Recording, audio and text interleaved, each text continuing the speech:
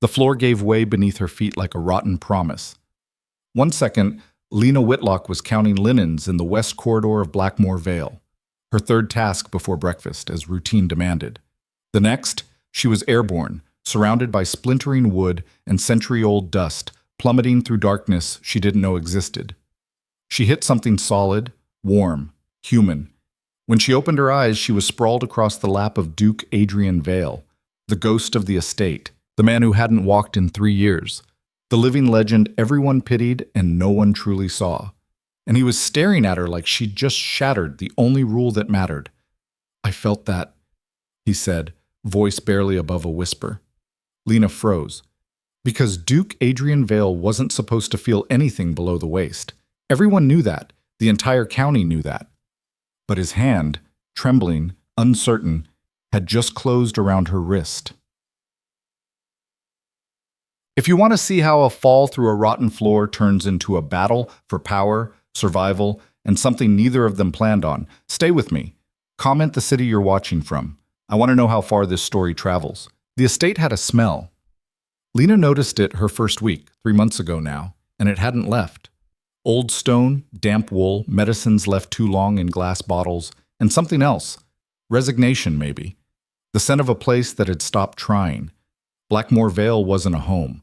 It was a tomb where the occupant hadn't died yet.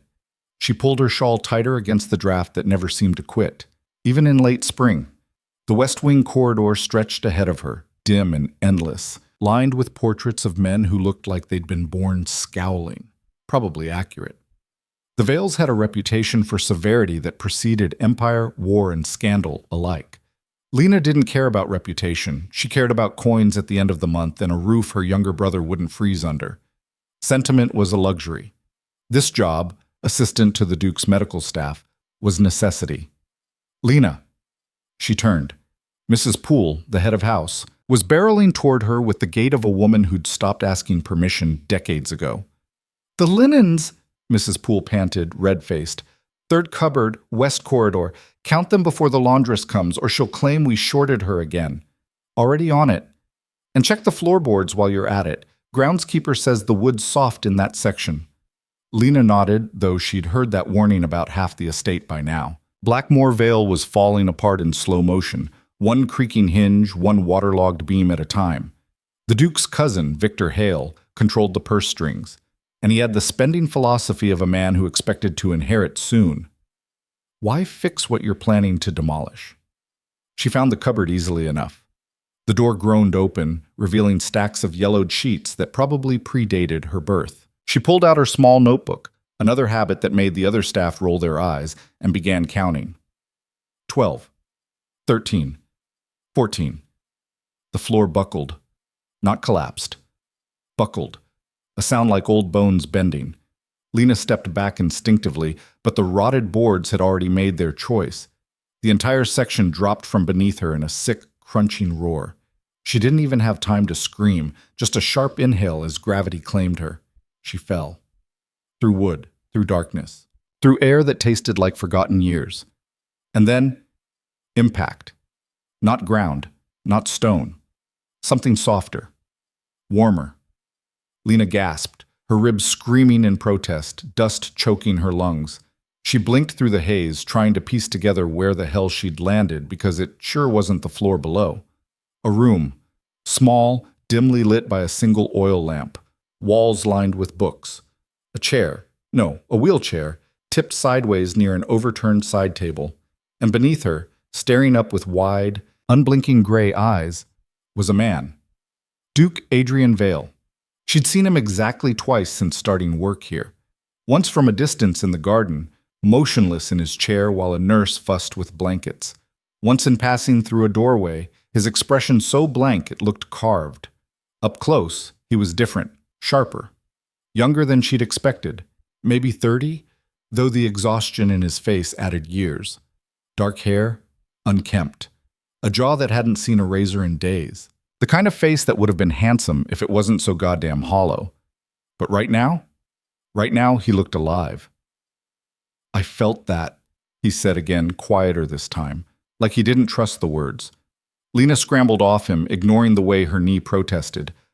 I'm sorry, I didn't. There was a floor and then there wasn't.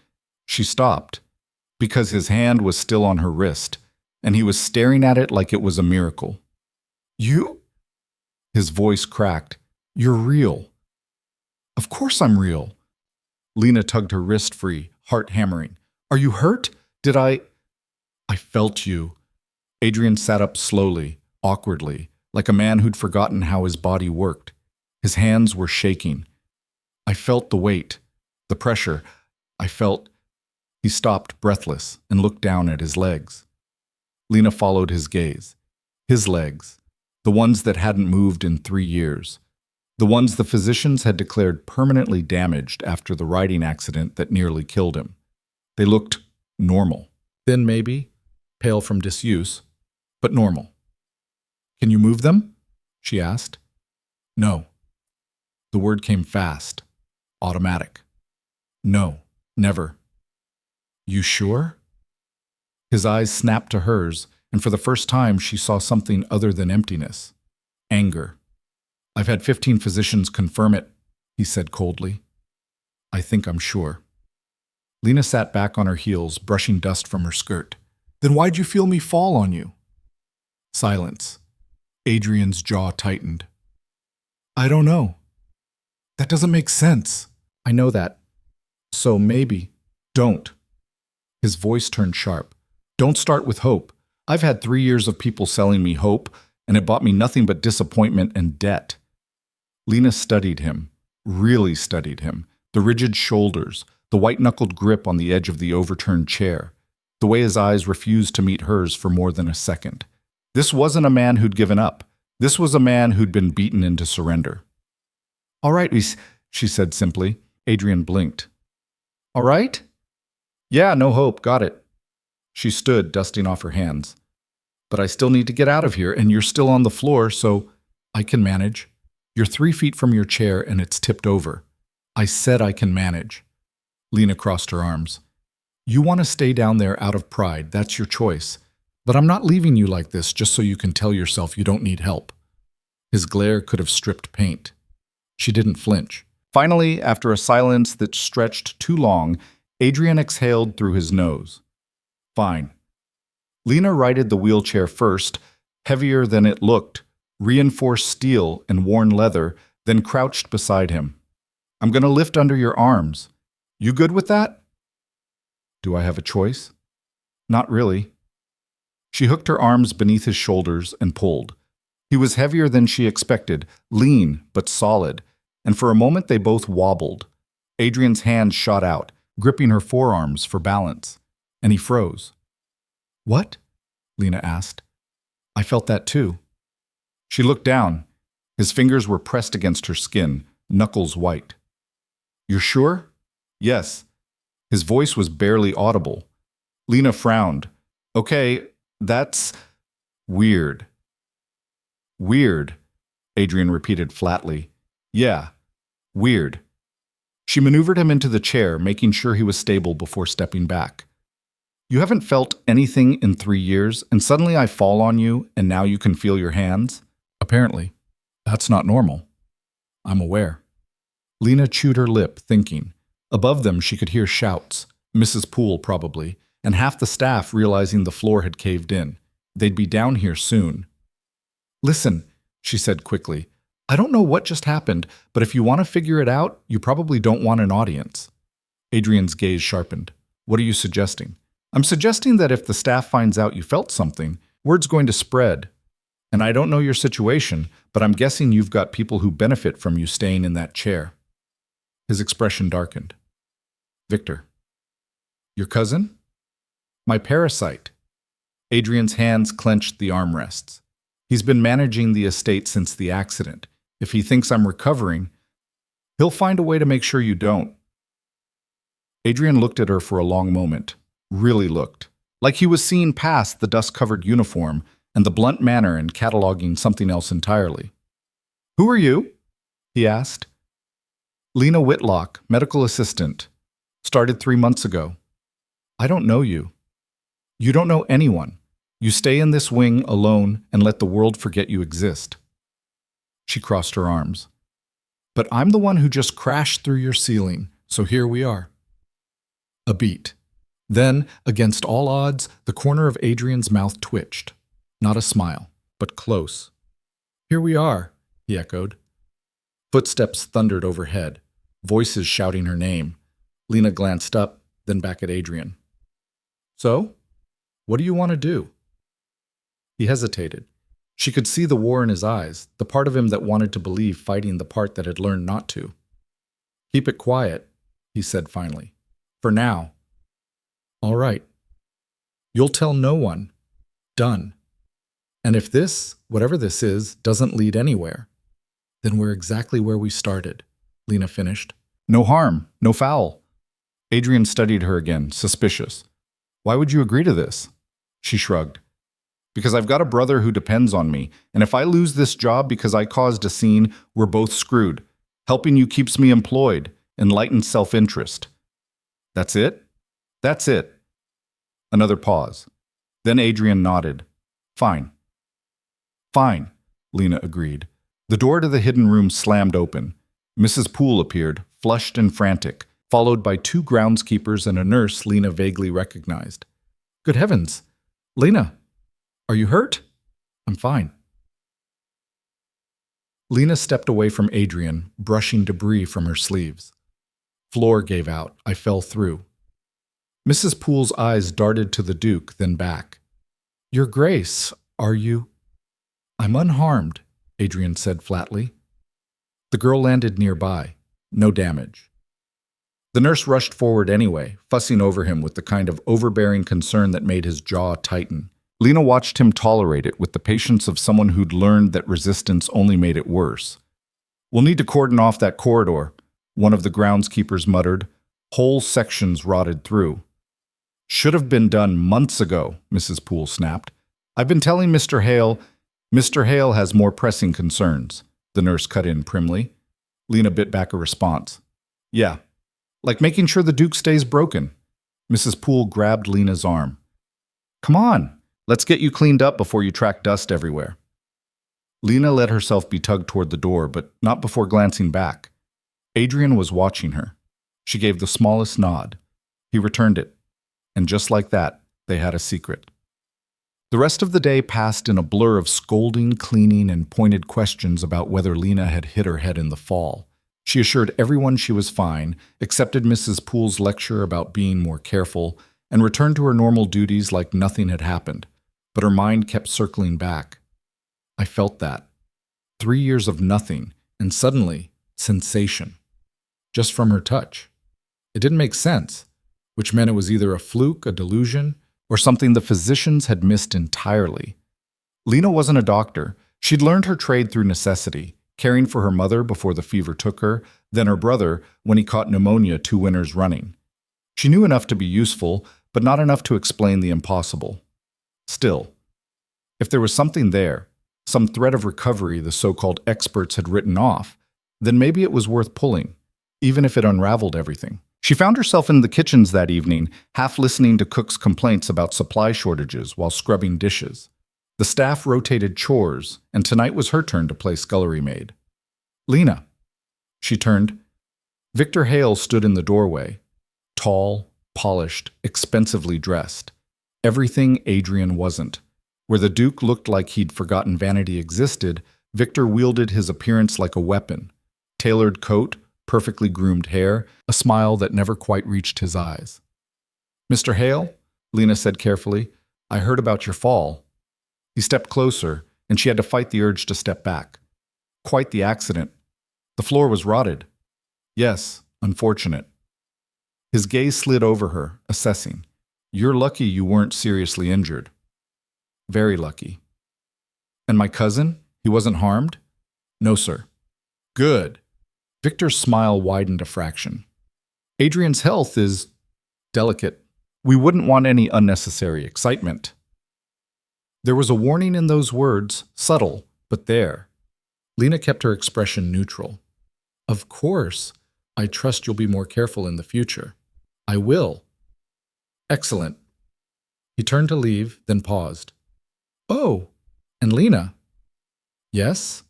If you notice anything unusual about the Duke's condition, you'll report it immediately, won't you?"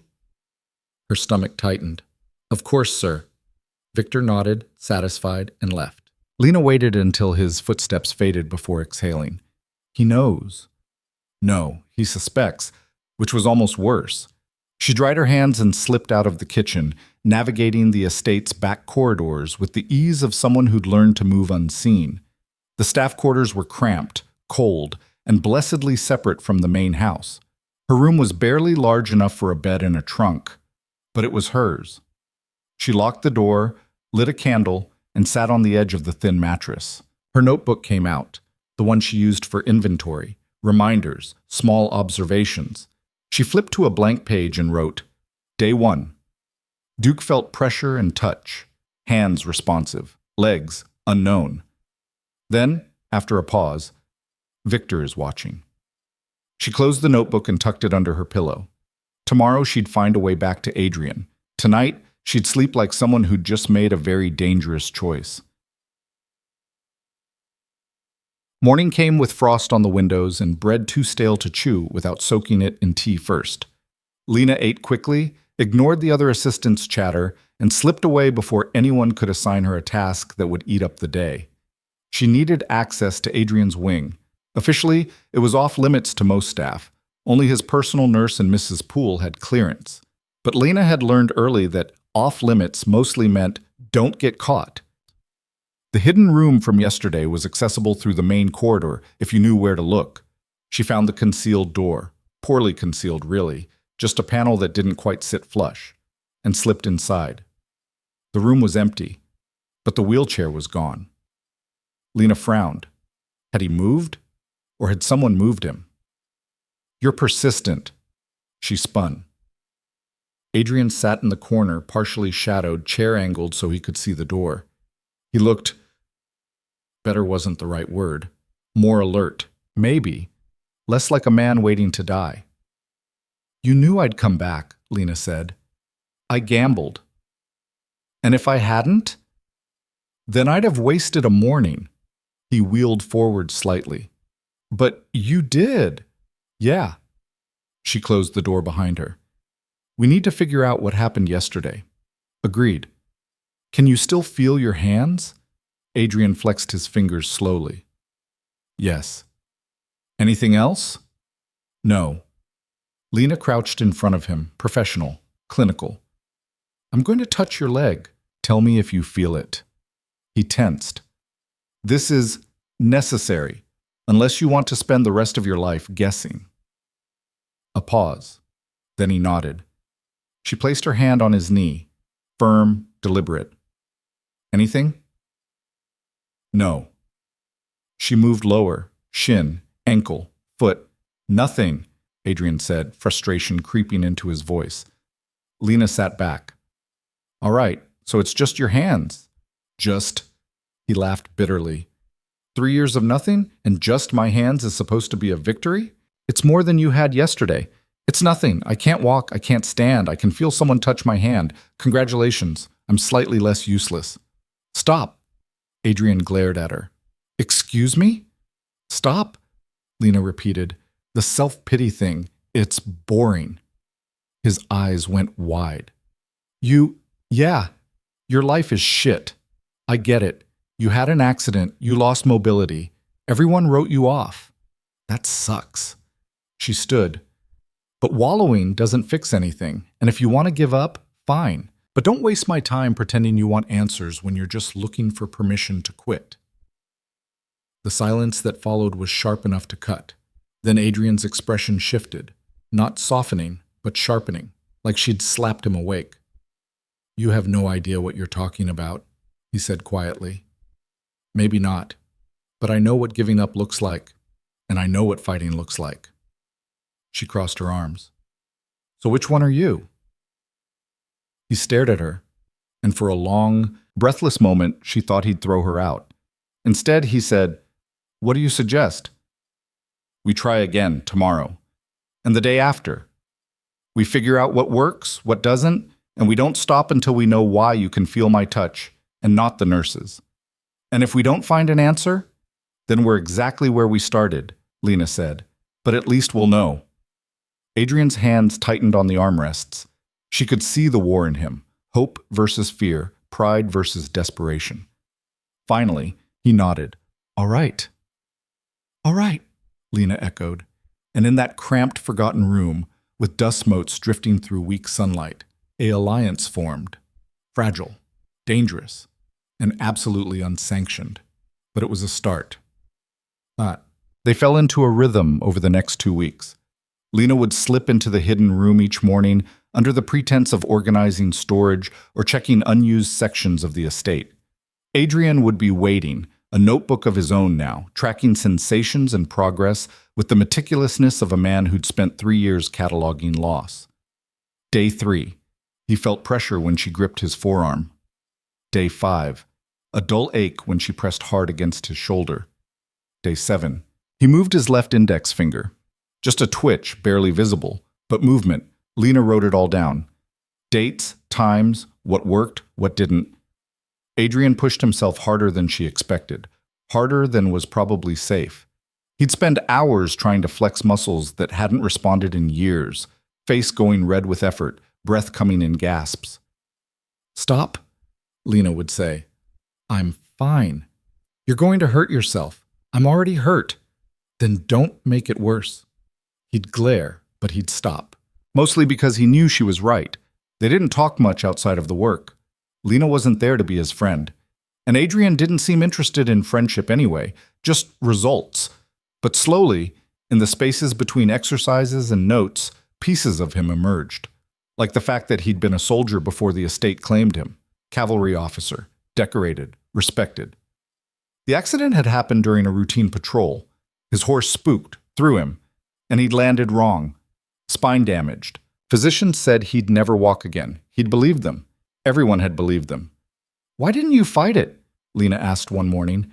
Adrian's expression went cold. I did. For 6 months. Every treatment, every experimental procedure, every charlatan who promised miracles. He looked away. All it bought me was debt and disappointment. So you gave up. So I accepted reality. Those aren't the same thing, aren't they?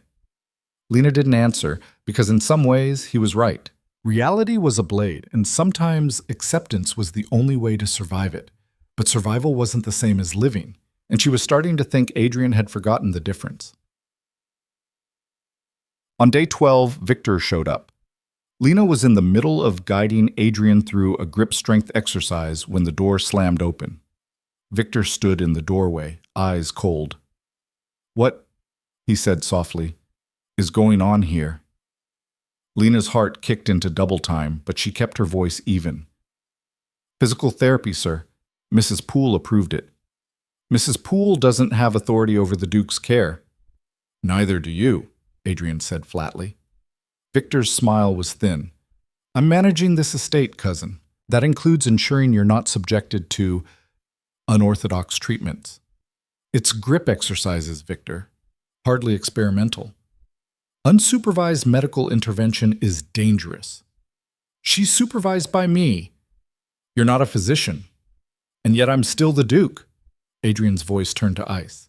Last I checked, that gives me authority over who touches me. The air between them crackled. Victor's gaze slid to Lena. You, out. She glanced at Adrian. He gave the smallest nod. She left. But she didn't go far. Just pressed herself against the corridor wall, close enough to hear. This needs to stop, Victor said. I disagree.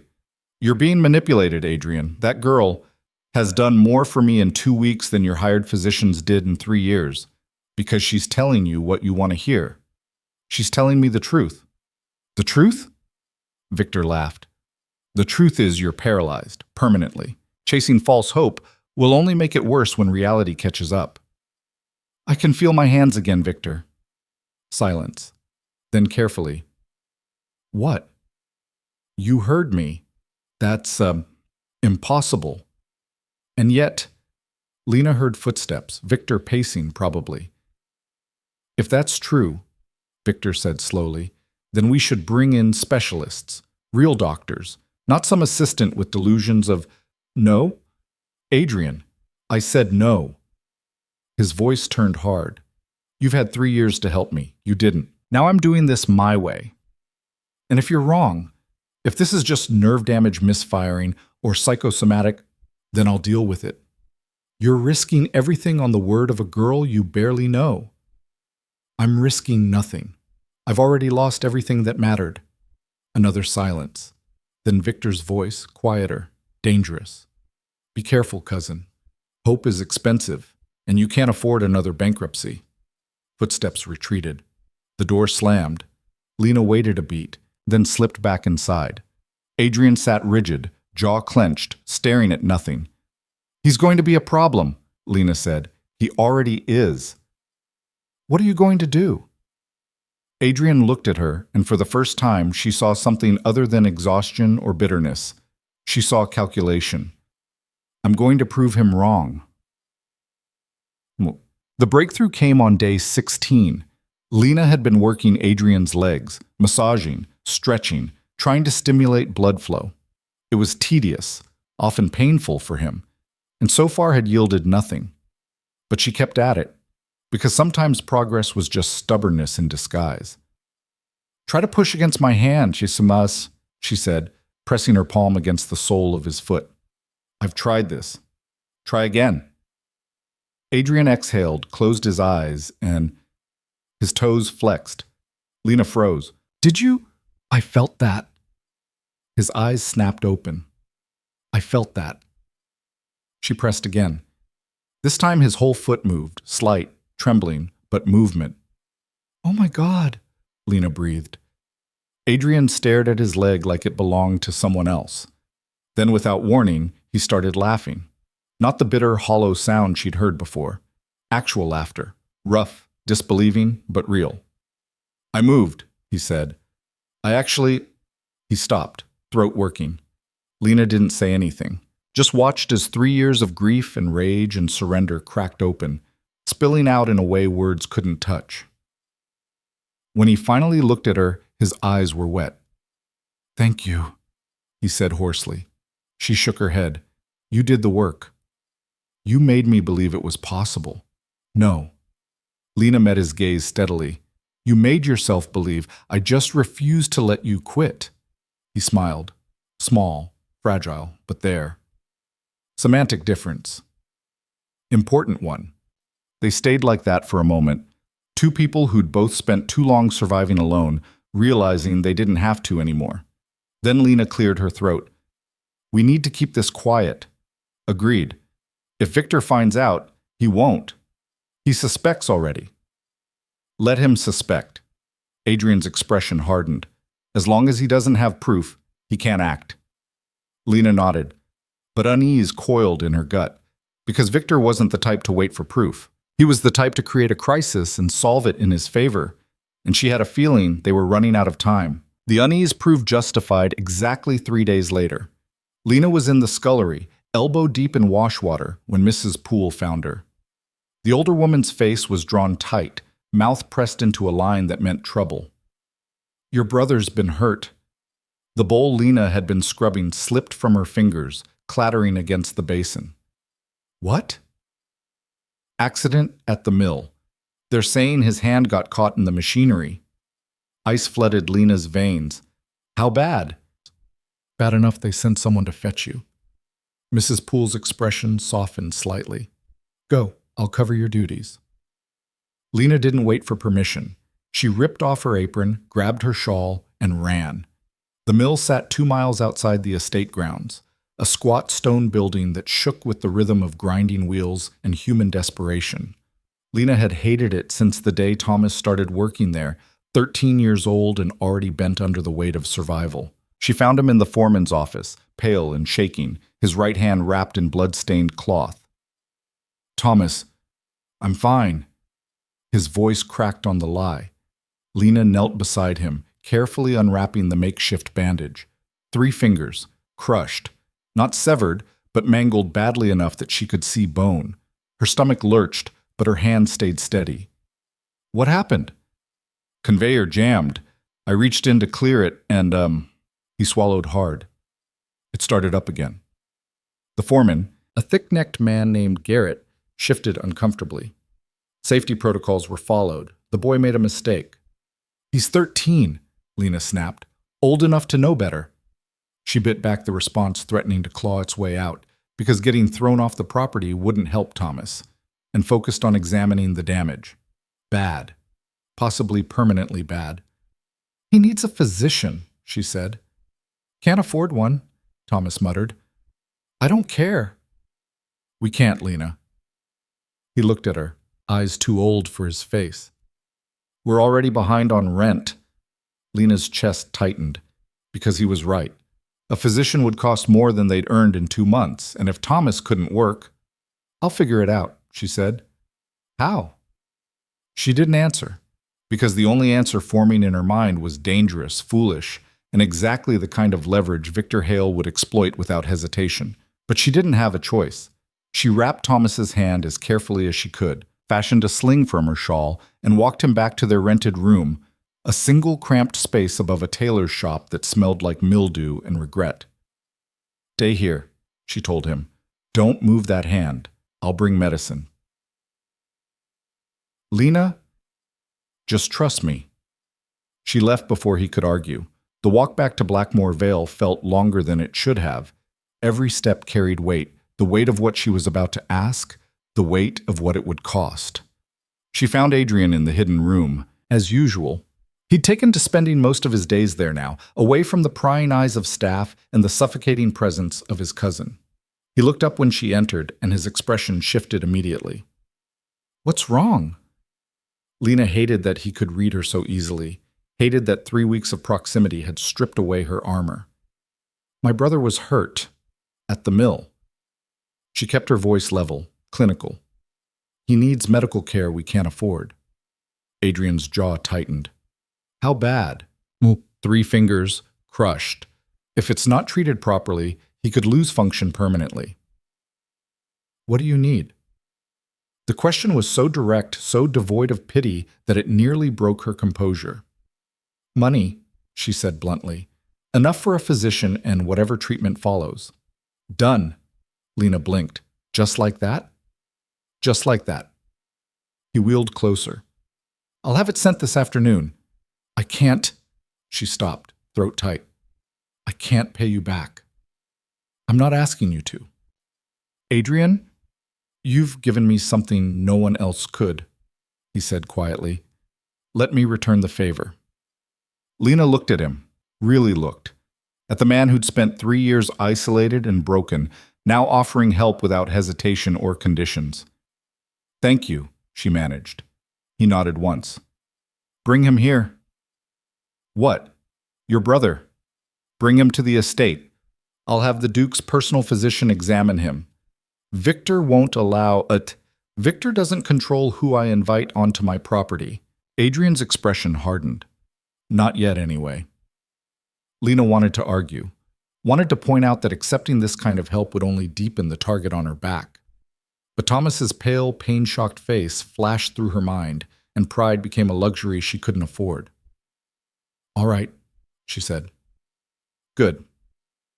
Adrian hesitated, then added, "And Lena, if this was Victor's doing, you think he'd hurt a child to get to me? I think he'd hurt anyone to maintain control." His hands tightened on the armrests. "And you've become a threat." Lena's stomach twisted, because she'd thought the same thing. The timing was too convenient. Thomas's accident happening just as Adrian's recovery became undeniable. "We need to be careful," she said. "We need to be prepared." Adrian met her gaze. "Victor won't stop with intimidation. If he thinks I'm recovering, he'll escalate." "To what?" "Whatever it takes to prove I'm unfit to manage the estate." Lena absorbed that. "So what do we do?" Adrian's expression turned calculating. "We give him what he wants." "I don't follow." "Victor thinks I'm weak, delusional, clinging to false hope." He leaned forward. "So we let him keep thinking that. Publicly, nothing changes. I stay in this chair, isolated, pitied. He maintains his authority, his inheritance stays secure. And privately? Privately, we push harder. We find out how far this recovery goes, how fast. His eyes gleamed, and when the time is right, we show him exactly how wrong he was. It was a gamble, a dangerous all-or-nothing play that could backfire spectacularly. But it was also the only move they had. "All right, Lena said, "but we'll need time and discretion." "Agreed." Adrian paused. "There's something else." "What?" "The estate's annual gathering is in 6 weeks. Every major family in the county attends. Victor will use it to solidify his position, make sure everyone sees me as the invalid cousin he's nobly managing. Can you stop him?" "Not openly, not yet." His jaw set. "But if I could stand, even for a moment, it would shatter his narrative completely." Lena's breath caught. "You want to walk at the gathering." "I want to try." "Adrian, 6 weeks? I know it's ambitious. It's borderline impossible. So was moving my toes." He looked at her steadily. "You said we don't stop until we know what's possible. I'm holding you to that." She should have said no, should have pointed out the risks, the likelihood of failure, the humiliation if he couldn't pull it off. But the fire in his eyes, the first real hope she'd seen, stopped her cold. "Fine," she said, "but we do this smart. No reckless pushing, no skipping steps." "Agreed. And if it becomes clear you won't be ready, then we reassess." Adrian extended his hand. "Deal?" Lena hesitated, then gripped his hand firmly. His fingers closed around hers, stronger than they'd been 3 weeks ago, steadier, and she felt the weight of what they'd just committed to. 6 weeks to rebuild what 3 years had destroyed. 6 weeks to turn hope into reality. 6 weeks to prove that broken didn't mean defeated. "Deal," she said. Thomas arrived that evening, pale and silent, cradling his injured hand like it might shatter. The Duke's physician, an elderly man named Dr. Carlyle, examined him with the kind of thoroughness Lena had only seen in textbooks. "Severe bruising, possible fracture of the middle phalanges," Carlyle murmured, probing gently. "But the bones are aligned. With proper care, he should regain most function." "Most?" Thomas's voice was small. 80%, perhaps more. "You're young. The body heals." Carlyle began wrapping the hand in fresh bandages, movements precise. "But you'll need to keep it immobilized for at least 4 weeks. No work." Thomas's face fell. "I can't." "You can," Lena cut in. "We'll manage." "How?" She didn't have an answer. Because 4 weeks without Thomas's wages meant 4 weeks of falling further behind, 4 weeks closer to eviction. But she'd figure it out. She always did. Dr. Carlyle finished the wrapping, prescribed a tincture for pain, and left with a polite nod. Thomas sat on the examination table, looking lost. "I'm sorry," he said quietly. "For what?" "Being a burden." Lena's throat tightened. "You're not a burden. You're my brother." "I should have been more careful." "It was an accident." She gripped his good hand. "Not your fault." He didn't look convinced. She didn't push, because guilt was a wound that didn't heal with words. A soft knock interrupted them. Adrian appeared in the doorway, still in his chair, expression carefully neutral. "How is he, Pam?" Adrian asked. "He'll recover," Lena said. "Good." Adrian looked at Thomas. "You're welcome to stay at the estate while you heal. There's a room in the staff quarters. Small, but private." Thomas blinked. I can't accept." "You can." Adrian's tone left no room for argument. "Your sister works here. It's practical." Lena saw through the excuse immediately. This wasn't about practicality. It was about protection. Keeping Thomas close meant keeping him safe from whatever Victor might try next. "Thank you, Your Grace," Thomas said, voice rough. Adrian nodded once, then wheeled away without ceremony. Lena watched him go, chest tight with something she couldn't name. Gratitude, maybe. Or the beginning of something far more dangerous. The next 4 weeks blurred together in a haze of stolen hours and calculated risk. Mornings, Lena fulfilled her official duties, inventories, cleaning, assisting the kitchen staff. Afternoons, she slipped away to the hidden room, where Adrian pushed himself to the breaking point and beyond. The progress was slow, agonizing. Some days he could flex his feet. Other days, nothing. But the trend was undeniable. Sensation spread, strength returned, control improved. By week 2, he could lift his leg an inch off the footrest. By week 3, he could hold it there for 10 seconds. By week 4, he could bear weight on his legs, shaking, unsteady, but wait. Again, Adrian growled, gripping the parallel bars Lena had improvised from old pipe and rope. You've done 6 reps. That's enough. One more. Adrian, one more.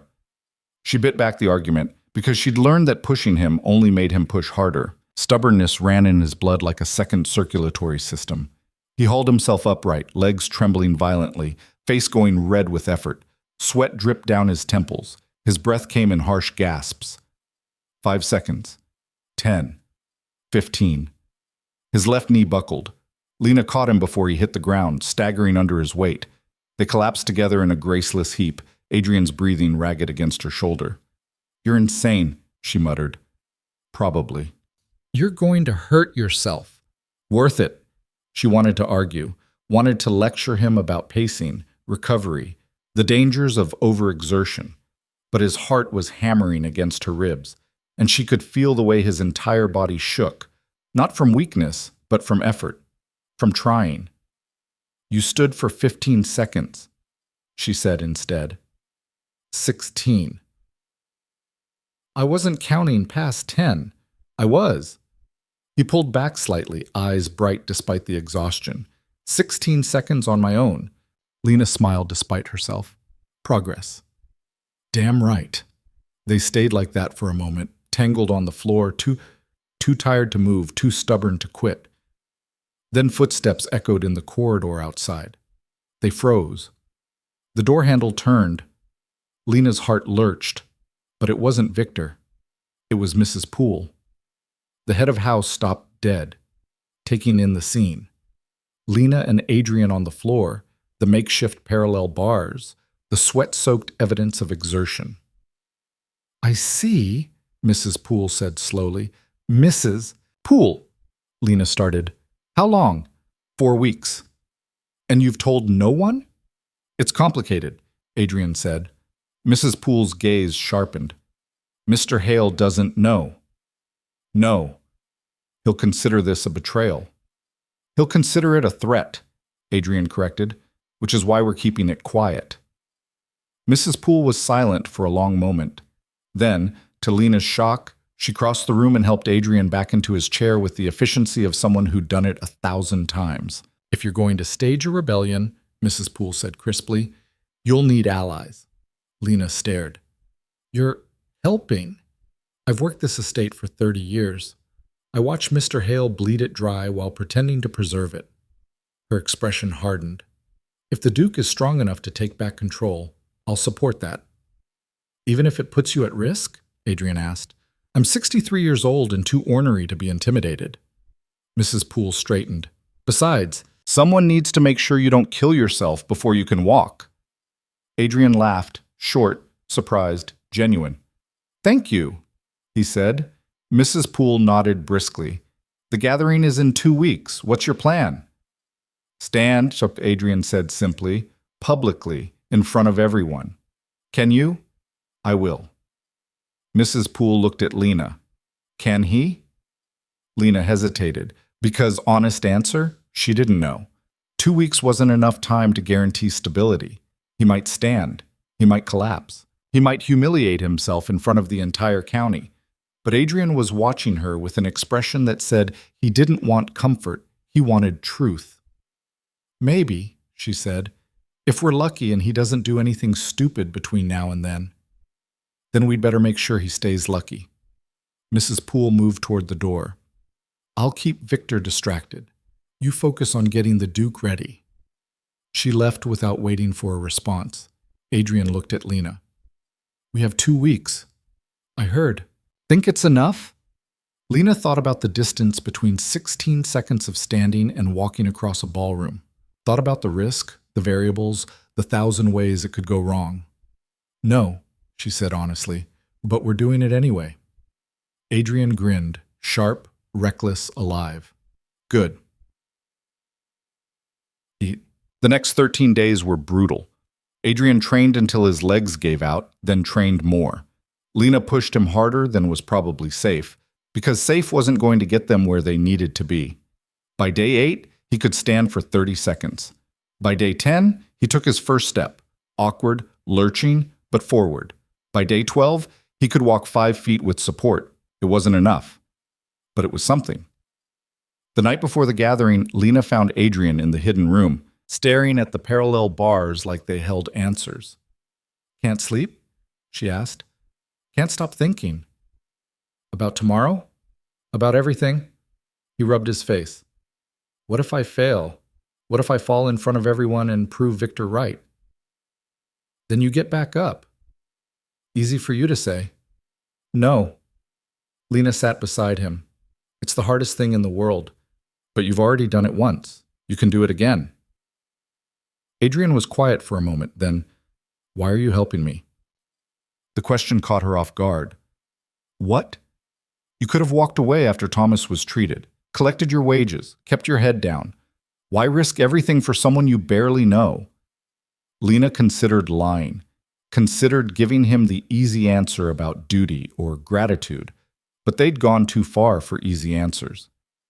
"Because I'm tired of watching people give up," she said quietly.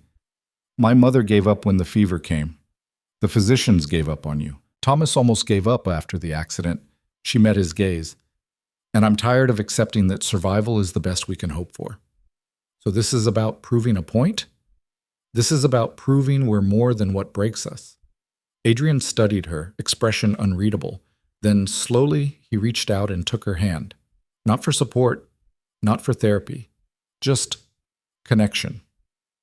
"Thank you," he said, "for not giving up on me." Lena's throat tightened. "Don't thank me yet. We still have to pull this off." "We will." "You sound certain." "I am." He squeezed her hand gently, "because I'm not doing this alone anymore." And in that moment, sitting in a forgotten room with dawn approaching and everything on the line, Lena realized something terrifying. She believed him. The gathering was everything Lena had imagined, and worse. The ballroom blazed with candlelight, packed with nobility draped in silk and jewels, and carefully cultivated superiority. Conversations hummed like wasps, polite on the surface, vicious underneath. Lena stood in the shadows near the servants' entrance, dressed in her cleanest uniform, watching the spectacle unfold. Victor held court near the center, surrounded by sycophants and allies. He looked every inch the competent heir, charming, confident, in control. Adrian was nowhere to be seen. The plan was simple. Victor would give his speech about managing the estate, solidifying his position. Then, at the precise moment when everyone's attention was focused on him, Adrian would enter, walking or trying to. Lena's stomach churned, because if this went wrong, if Adrian fell, if his legs gave out, it would be worse than never trying at all. Mrs. Poole appeared beside her. "He's ready." "Is he?" "As much as he'll ever be." Lena nodded, throat dry. Victor's speech began, polished, rehearsed, dripping with false humility about the burden of caring for his unfortunate cousin. Lena's hands clenched. Then, from the eastern entrance, a ripple of shock spread through the crowd. Adrian appeared. Standing. He leaned heavily on a cane, his free hand gripping the doorframe for support. His legs shook. His face was pale, but he was standing. The ballroom went silent. Victor's voice died mid-sentence. Adrian took one step forward, then another. Each movement was labored, unsteady, but deliberate. The crowd parted. Lena held her breath. 5 steps. 6. 7. Adrian's left leg buckled. Lena started forward, but Mrs. Poole caught her arm. "Wait," the older woman whispered. Adrian steadied himself, jaw set, and kept moving. 10 steps. 12. 15. He reached the center of the ballroom, where Victor stood frozen, and stopped. For a long moment, the cousins stared at each other. Then Adrian spoke, voice carrying across the silent room. "I believe," he said, "you were discussing my incapacity." Victor's expression cracked, just for a second, before smooth composure slid back into place. "Adrian, this is, unexpected." I'm sure it is. Adrian's gaze swept the room. For 3 years, I've let myself be managed, protected, pitied. I accepted the role you all assigned me, the broken duke, too weak to lead. He paused. I'm done accepting. Murmurs rippled through the crowd. Victor's smile thinned. Cousin, perhaps we should discuss this privately. No. Adrian's voice cut like a blade. We're discussing it now, in front of everyone who assumed I'd never recover, everyone who wrote me off. Adrian, I'm reclaiming my estate, Victor, effective immediately. The room erupted. Victor's face went white. You can't. I can. And I am. Adrian turned to address the crowd. I'm grateful for my cousins. Management. But I no longer require it. You're not fit. I'm standing, Victor. I'm walking. I'm doing things 15 physicians said were impossible. Adrian's eyes hardened. So unless you have medical evidence proving otherwise, your authority here is finished. Victor looked around, at the shocked faces, the calculating stares, the allies already recalculating their loyalties. And for the first time, Lena saw him truly cornered. This isn't over, Victor said quietly. No, Adrian agreed. It's not. But it's no longer yours to control. He turned slowly and began walking toward the exit. Every eye in the room followed him. Lena moved to intercept, ready to help if he fell, but Adrian caught her gaze and shook his head minutely. I've got this. She stepped back and watched as he walked, unsteady, imperfect, but walking, out of the ballroom under his own power. The crowd stayed silent until he disappeared. Then chaos exploded. Lena slipped away in the confusion, heart hammering, and found Adrian in the corridor beyond. He'd collapsed against the wall, breathing hard, but his eyes were bright with triumph. You did it, she said. We did it. He looked at her, grinning despite the exhaustion. We actually pulled it off. Victor's going to retaliate. Let him try. Adrian pushed himself upright. For the first time in 3 years, I'm not afraid of him. Lena wanted to share his confidence, wanted to believe they'd won, but the look on Victor's face, cold, calculating rage, haunted her. This wasn't over. It was just beginning, and the next move would be Victor's. Victor's retaliation came 48 hours later, and it wasn't subtle. Lena was helping Thomas with his hand exercises. The fingers were healing well, though he still couldn't make a full fist, when Mrs. Poole burst into the room without knocking. They're evicting you. Lena's stomach dropped. What? The building you rent from.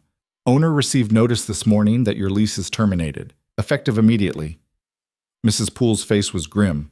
The landlord tried to refuse, but apparently someone offered to buy the entire property at twice its value. Victor, Lena said flatly. Almost certainly. Thomas looked between them, confused. Wait, we're being kicked out? Not just kicked out, erased. Lena stood, mind racing. He's cutting off any foothold I have outside the estate. To force you to leave, Mrs. Poole said, or to make me completely dependent on Adrian's protection. Lena's hands clenched. Either way, I become a liability. Thomas's face went pale. What do we do? Lena didn't have an answer, because fighting Victor's money with her non-existent resources was like fighting a flood with a bucket. Stay here, Mrs. Poole said. Both of you. The staff quarters have space. That's exactly what Victor wants, Lena countered. Me trapped here, under his watch. Better than homeless. Is it? Lena paced. The second I'm fully dependent on this estate, he can manipulate Adrian through me. Send the girl away or I'll make her life hell. Choose between your recovery and her safety. Mrs. Poole's expression tightened. You think he'd go that far? I think he just bought a building to evict a laundress. So yeah, I think he'd go further. Silence settled heavy. Then Thomas spoke up, voice small. What if we left, both of us? Found work somewhere else? Lena's chest constricted, because part of her, the part that had been surviving on instinct for years, immediately calculated the logistics. They could disappear, start over, remove themselves as targets. But another part, newer, rawer, recoiled at the thought of abandoning Adrian now. Not when he'd just reclaimed his first real victory. Not when Victor was circling like a predator scenting blood. I'm not running, she said. Lena, I'm not.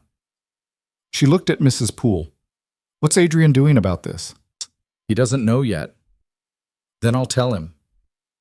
She found Adrian in his study, a room he'd barely used in 3 years, now reclaimed along with everything else. He sat behind a desk buried in paperwork, looking every inch the Duke he'd been before the accident, except for the cane propped against the chair, and the way his hands still trembled slightly when he wasn't focusing on keeping them steady. He looked up when she entered. "Lena, I was about to send for you. Victor bought my building." Adrian's expression went cold. "When?" "This morning. We're being evicted." "Son of a—" He cut himself off, jaw working. "He's escalating." "Yeah. Mrs. Poole offered you rooms here." "She did." "Then take them." "It's a trap, Adrian. He wants me dependent on you so he can—" "I know what he wants." Adrian stood, still unsteady, still requiring the cane, but standing on his own. "And I don't care, you're staying. That's not your decision. It is when it's my estate." His voice turned hard. "You think I'm going to let Victor force you into the streets after everything you've done?" "This isn't about gratitude. No, it's about strategy." He moved around the desk, closing the distance between them. "Victor wants to isolate you, make you vulnerable. Fine. We counter by making you untouchable." "How?" Adrian hesitated, then, "Marry me." Lena's breath stopped. "What?" "Marry me," he repeated, steadier this time. "Publicly, legally. Make yourself part of the family Victor can't touch without exposing himself." "That's insane. That's survival." His eyes burned with intensity. "Right now, you're a servant he can dismiss, evict, threaten. As my wife, you're the Duchess. He'd have to go through me to hurt you." Lena's mind reeled. "You're talking about a political marriage." "I'm talking about removing his leverage." "Adrian, that's—" She stopped, because a dozen objections crowded her throat, and none of them made it past the shock.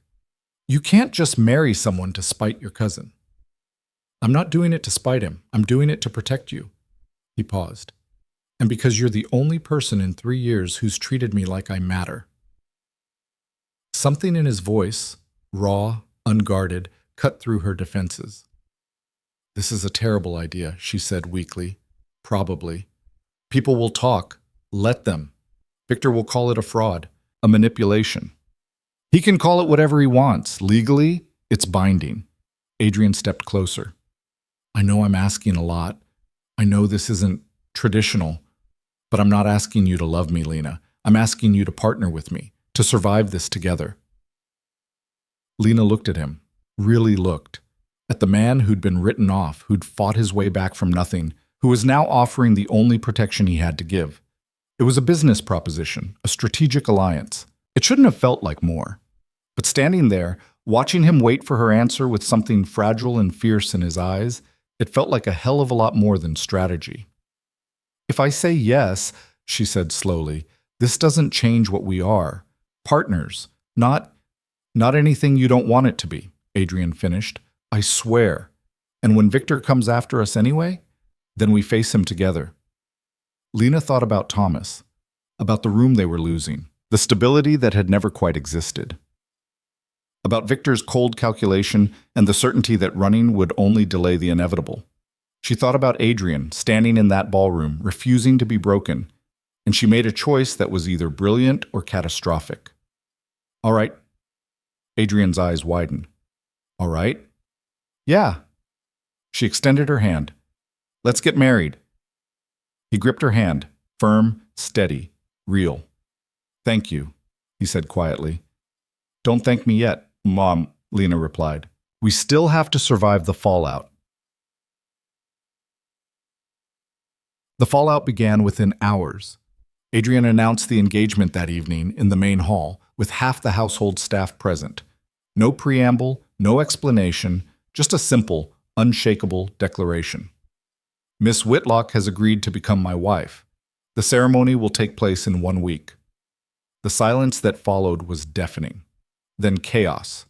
Questions. Shock. Poorly concealed scandal. Mrs. Poole looked grimly satisfied. The other staff looked bewildered. And Victor, who'd appeared at the back of the hall mid-announcement, looked ready to commit murder. He waited until the crowd dispersed, then cornered Adrian in the study. Lena, standing just outside the door, heard every word.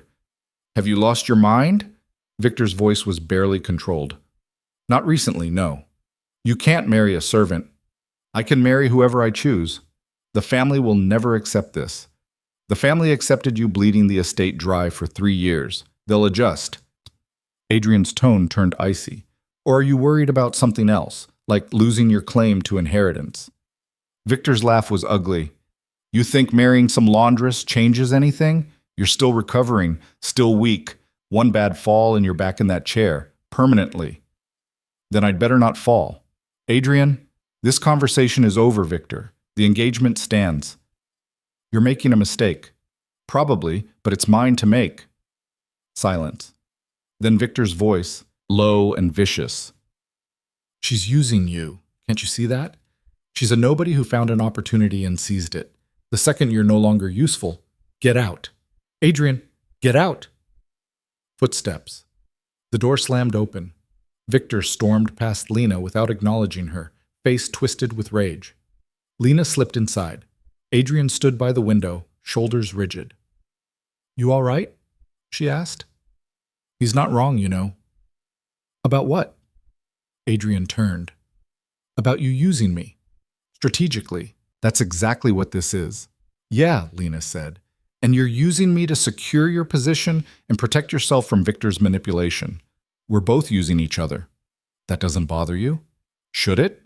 She crossed her arms. "We both know what this is. A partnership. A mutual defense pact. As long as we're honest about it, what's the problem?" Adrian studied her. "You're remarkably practical." "I'm remarkably tired of pretending survival is shameful." She moved closer. "You offered me protection. I accepted. That's not manipulation. That's negotiation. And if I asked for more than partnership?"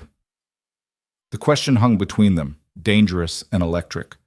Lena's pulse kicked up. "Are you?" Adrian hesitated. "No, not now, maybe not ever. He rubbed his face. "I want you to know that you're not trapped. If this becomes something you can't tolerate, I'll tell you, Lena," Lena finished, "and we'll renegotiate." He nodded slowly. "Fair enough. Good." She turned toward the door. "Now get some rest. We've got a wedding to plan and a cousin to outmaneuver." "Lena?" She paused. "Thank you," Adrian said, "for not treating me like I'm fragile." "You're not fragile," she replied. "You're just stubborn and occasionally stupid." His laugh was surprised and genuine, and Lena left before the warmth spreading through her chest could become something she couldn't control. The week leading up to the wedding was a nightmare of logistics and sabotage. Victor tried to block the marriage license, failed. He tried to convince the local priest to refuse the ceremony, failed. He even tried to bribe Mrs. Poole into testifying that Lena had coerced Adrian, failed spectacularly. But his final move was the most dangerous. 3 days before the wedding, Thomas disappeared.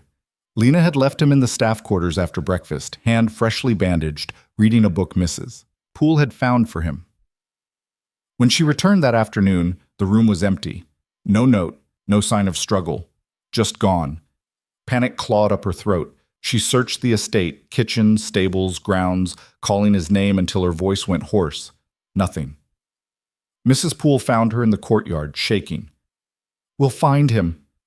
"Victor took him," Lena said. "I know he did." "You don't know.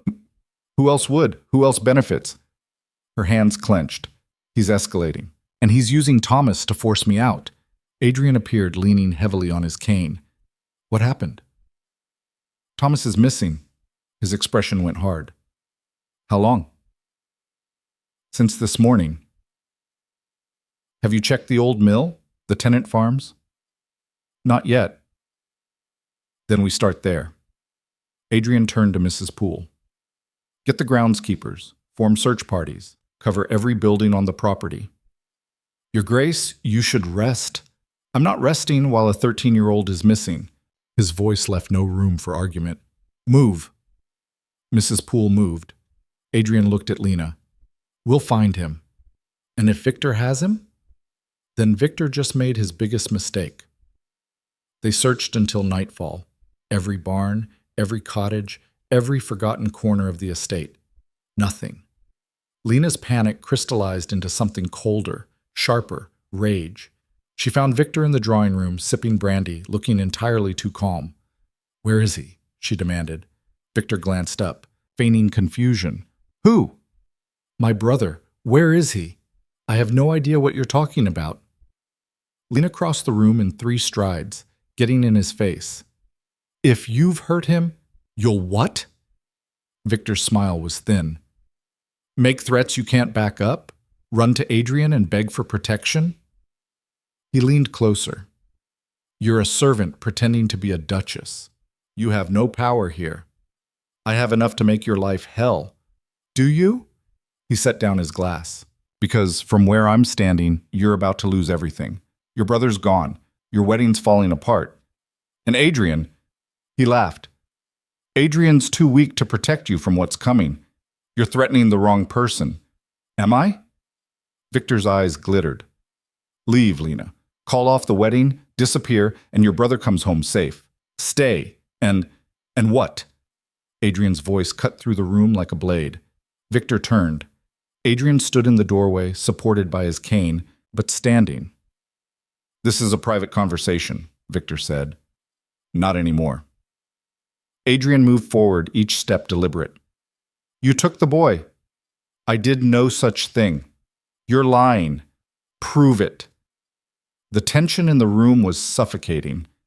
Then Adrian said, quietly, "You think I'm weak, that I can't touch you because of bloodlines and propriety." He stopped directly in front of Victor. "You're wrong.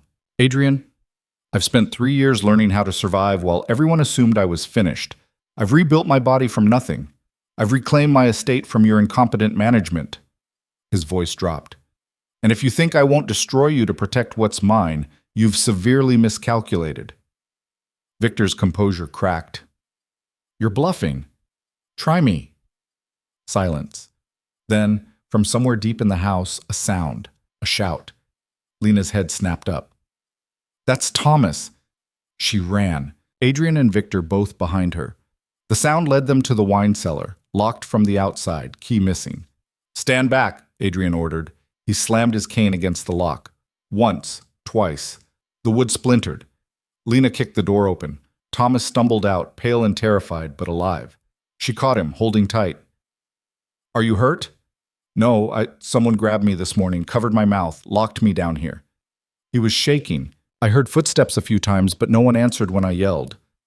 Lena looked back at Victor. He'd gone very still. "You have 10 seconds to explain," Adrian said, voice deadly calm. "I don't know who did this. 10 seconds. Adrian, I swear. 5. Victor's mask finally shattered. "Fine, yes, I had him locked up. To make a point." "What point?" Lena demanded. "That you don't belong here. That this marriage is a farce designed to undermine my authority." Victor's voice turned desperate. "Adrian, she's manipulating you. She's the only reason I'm standing, you bastard." Adrian's hands shook, not from weakness, but fury. "You kidnapped a child to maintain control of an estate that was never yours. It should have been mine. You were supposed to stay broken." The confession hung in the air. Adrian's expression went very, very cold. "Get out," he said quietly. "Adrian, get out of my house tonight. And if I ever see you on my property again, I'll have you arrested for abduction." Victor's face twisted. "You can't. I can, and I will." Adrian straightened. "You're disinherited, effective immediately. The family will fight this. Let them try." Adrian turned his back. "You have until dawn." For a moment, Victor just stood there, everything he'd built collapsing around him. Then he spat. "This isn't over." "Yes," Adrian said without turning. "It is." Victor left. The silence he left behind was heavy. Lena held Thomas close, feeling him shake. "You're safe now." "Are we?" Thomas whispered. "Are we really?" She wanted to say yes, wanted to promise that Victor was gone and the danger had passed. But the look on Victor's face as he'd left, pure, distilled hatred, told her otherwise. This wasn't over. It had just entered a new, more dangerous phase. The wedding took place 2 days later in the estate's small chapel with minimal ceremony. Lena wore a simple dress Mrs. Poole had altered. Adrian wore his formal coat, standing without the cane for the first time in public. Thomas stood beside Lena, hand still bandaged but healing. The priest performed the ceremony quickly, perhaps sensing the tension thrumming through the air. "Do you, Adrian Michael Vale, take this woman?" "I do." "And do you, Lena Rose Whitlock, take this man?" "I do." "Then by the power vested in me, I pronounce you husband and wife." No kiss, no celebration, just a piece of paper signed in witnessed ink, making legal what strategy demanded. Afterward, in the privacy of Adrian's study, Lena looked at the marriage certificate and felt the weight of what they'd done settle over her. "Regrets?" Adrian asked quietly. "Ask me in a year." He smiled faintly. "Fair." "What happens now?" "Now we consolidate. I take back full control of the estate, remove Victor's remaining allies, and make sure everyone knows you're untouchable." "And Victor?"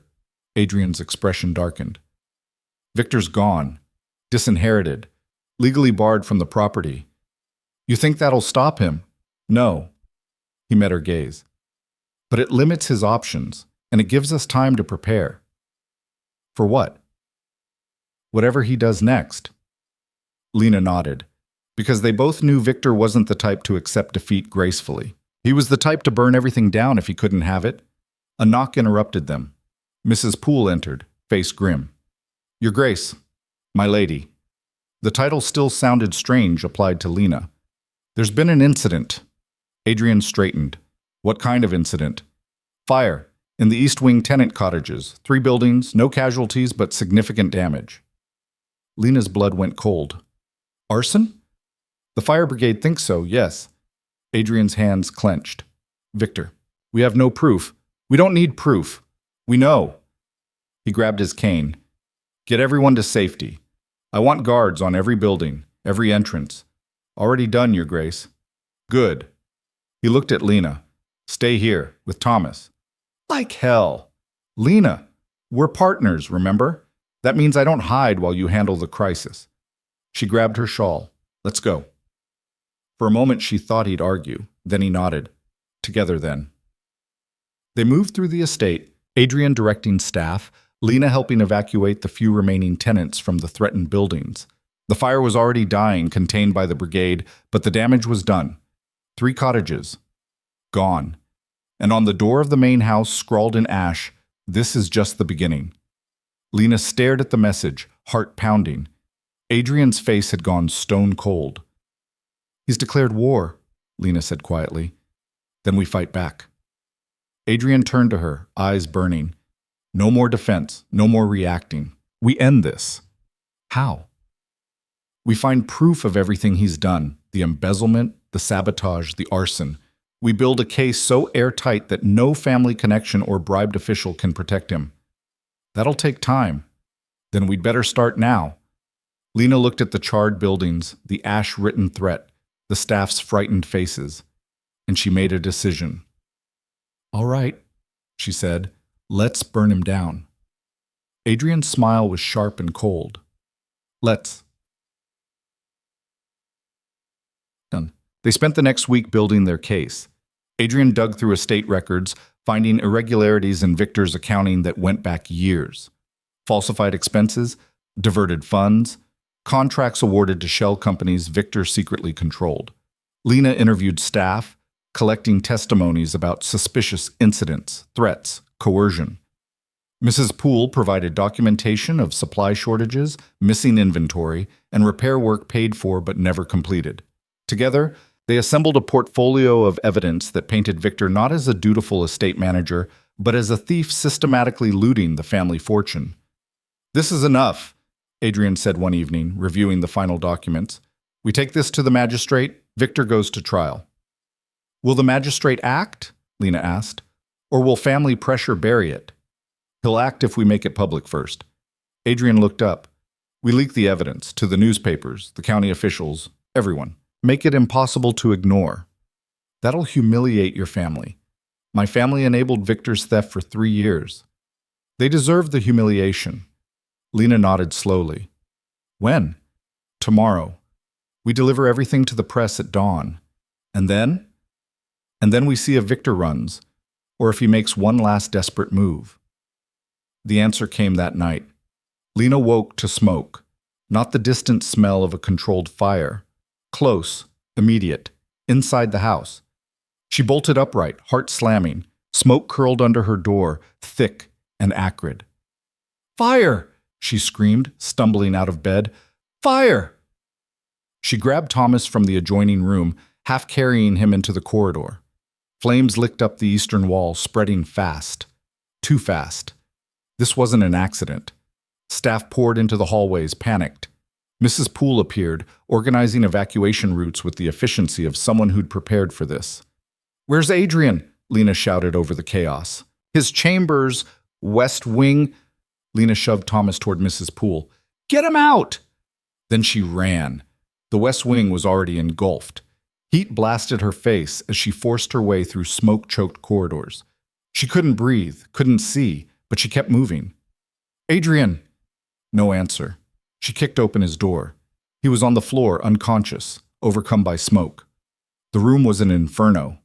Lena grabbed him under the arms and pulled. He was heavy, dead weight, and the heat was unbearable. She dragged him toward the door, lungs screaming. A beam collapsed behind them, showering sparks. Come on, she gasped. Come on, you stubborn bastard. Don't you dare die on me now. She hauled him into the corridor. Other hands appeared, groundskeepers, staff, helping carry him toward the exit. They burst into the courtyard, collapsing onto the grass. Lena coughed violently, tasting ash and blood. Adrian stirred, gasping. Lena, I'm here. She gripped his hand. We're out. We're safe. He looked past her, at the burning estate. Half of Blackmore Vale was engulfed in flames, and standing at the tree line illuminated by the fire was a figure. Victor, watching. Their eyes met across the distance, and Lena understood with cold certainty exactly what he'd done. If he couldn't have the estate, no one would. Victor didn't run. He stood there, silhouetted against the burning estate, and smiled. Then he turned and disappeared into the darkness. Get him, Adrian rasped, struggling to sit up. You can barely breathe. I don't care.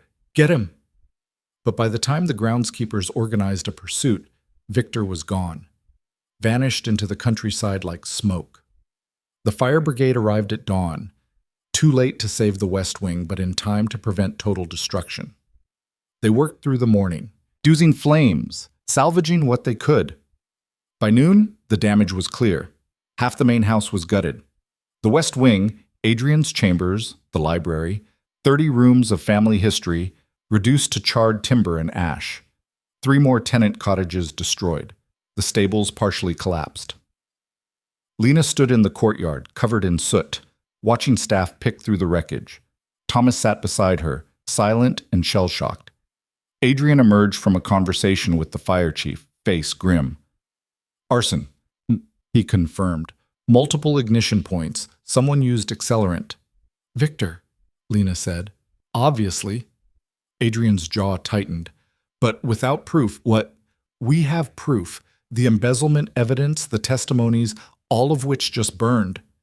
Lena's stomach dropped. What? The study, where we kept the documents. Adrian gestured toward the destroyed West Wing. Gone. You didn't make copies. I made one set, which was in the same room. He laughed bitterly. Stupid. I was so focused on building the case, I didn't think to protect it. Lena's hands clenched, because he was right. They'd been so busy hunting evidence, they'd left it vulnerable, and Victor had known exactly where to strike. So we start over? She said. Adrian looked at her like she'd lost her mind. With what? The records are gone, half the staff scattered, the estate in ruins. We start over, Lena repeated. We rebuild the case from scratch, interview the staff again, request copies of contracts from vendors, subpoena bank records if we have to. That'll take months. Then we take months. Lena, what's the alternative? Let Victor win? She stepped closer. He burned your home. He tried to kill you. You think he's done? You think he'll just disappear and leave us alone?" Adrian was silent. "He'll keep coming," Lena pressed, "unless we stop him permanently." "How?" Adrian's voice cracked with exhaustion. "We had leverage and lost it. We had evidence and lost it. What do we have left?" "Each other," Lena said simply. "And the fact that we're still alive." He stared at her. Then slowly, something shifted in his expression, resignation hardening into determination. "You're right," he said quietly. "I know. We rebuild. Damn right we do." Adrian looked at the smoking ruins of his home. "This is going to get worse before it gets better. Probably. And you're still in." Lena thought about the past months. The fall through the floor, the secret training sessions, the impossible recovery, the proposal, the threats, the fire. Every moment had been a choice, to stay or run, fight or surrender. She'd chosen to stay every single time. "Yeah," she said, "I'm in." Adrian nodded. Then, impulsively, he reached out and took her hand. Not for support, not for strategy, just connection. She squeezed back. And standing in the ashes of Blackmore Vale, they made a silent pact. Whatever came next, they'd face it together. The first break came 3 days later from an unexpected source. Lena was helping sort salvaged belongings when a rider arrived, a young clerk from the county records office, nervous and sweating despite the cool morning. "Letter for the Duchess," he said, thrusting an envelope at Lena. She opened it carefully. Inside was a single sheet of paper and a note. The note read, "Thought you might need this. A concerned citizen." The paper was a contract between Victor Hale and a construction company for repairs to the East Wing tenant cottages, repairs that had been billed but never completed. It was dated 6 months ago, and it was signed by Victor in his own hand. Lena's pulse quickened. "Who delivered this?" "Don't know, my lady. Someone left it at the office with instructions to bring it here." "Did they pay you?" "Yes, my lady. Generously." Lena studied the document. It wasn't the full case they'd lost, but it was a thread. Proof of Victor's embezzlement, preserved outside the estate. She found Adrian in the makeshift study they'd set up in the undamaged dining hall. "Look at this." He scanned the contract, eyes widening. "Where did you get this?" "Anonymous delivery. Someone's helping us. Looks like." Adrian set the document down carefully. "If we have one contract, there might be others. Public records, bank statements, vendor archives, things Victor couldn't destroy even if he tried. We'd need access to county records, bank vaults. Then we get access." Adrian stood steadier now than he'd been days ago. "We petition the magistrate for an investigation, use this as evidence of fraud, force them to open the records. Will the magistrate listen? He will if we make enough noise that ignoring us becomes politically impossible." Adrian's expression turned calculating. "We go public, not just with the embezzlement, but with everything. The fire, the threats, the kidnapping. We make Victor the villain and ourselves the victims fighting back. That's risky. So is doing nothing," Lena considered. Because Adrian was right. They needed public pressure to force official action. But going public also meant exposing their vulnerability, inviting scrutiny, making themselves targets. Then again, they were already targets. Might as well be loud about it.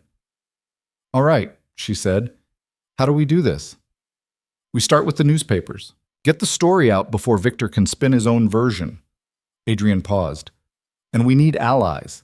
People Victor hasn't bought or intimidated." "Who?"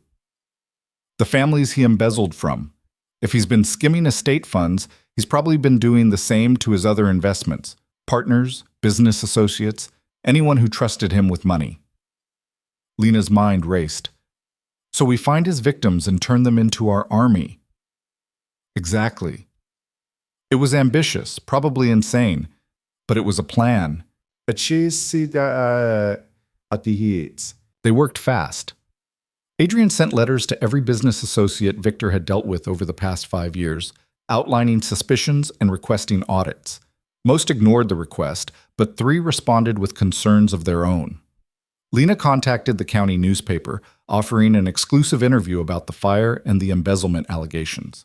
The editor, a sharp-eyed woman named Margaret Frost, agreed immediately. "I've suspected Victor Hale of impropriety for years," Frost said during their meeting, "but he's well-connected, protected. If you're willing to go on record—" "We are," Lena said. "Then I'll print it. Front page." The interview ran 2 days later. Duke accuses cousin of arson, embezzlement, estate in ruins, investigation demanded.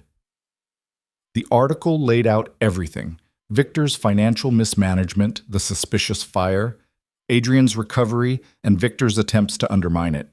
Lena's role as the new Duchess who'd helped expose the fraud. It was explosive, and it worked. Within a week, 3 more families came forward with evidence of Victor's embezzlement from joint ventures. The magistrate, facing mounting public pressure, opened an official investigation. Bank records were subpoenaed, contracts reviewed, testimonies collected. The case against Victor Hale began to rebuild, this time on a foundation he couldn't burn. But Victor wasn't sitting idle. The first counterattack came via the society pages. An anonymous letter to a rival newspaper claiming Adrian's marriage to Lena was a fraud orchestrated to secure her position after years of manipulating a vulnerable duke. The second was a formal complaint filed with the county court alleging that Adrian was mentally unfit to manage the estate due to his injury and subsequent trauma. The third was a rumor campaign spread through hired gossips, suggesting Lena had poisoned Adrian's mind against his own family. "He's trying to destroy our credibility," Lena said, reading the latest smear piece.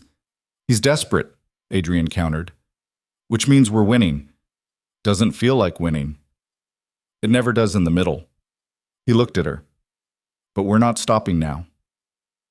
Lena nodded, because stopping meant Victor had destroyed them without consequence, and she'd be damned if she let that happen. The breakthrough came from Mrs. Poole. The head of house appeared in the dining hall one evening, holding a small leather journal. "I found this in the servants' quarters, hidden in a loose floorboard." Adrian took the journal carefully. "What is it?" "Victor's personal ledger. I recognize his handwriting." Mrs. Poole's expression was grim. "He kept records of everything. Every bribe, every falsified expense, every shady deal, in his own hand." Lena's breath caught. Why would he keep something like this? Insurance, probably. Proof of his leverage over others, in case he needed it. Mrs. Poole shook her head. He must have hidden it when he was still living here. Forgot about it after the eviction. Adrian flipped through the pages, eyes widening. This is detailed. Bank accounts, names, amounts, everything. Is it enough?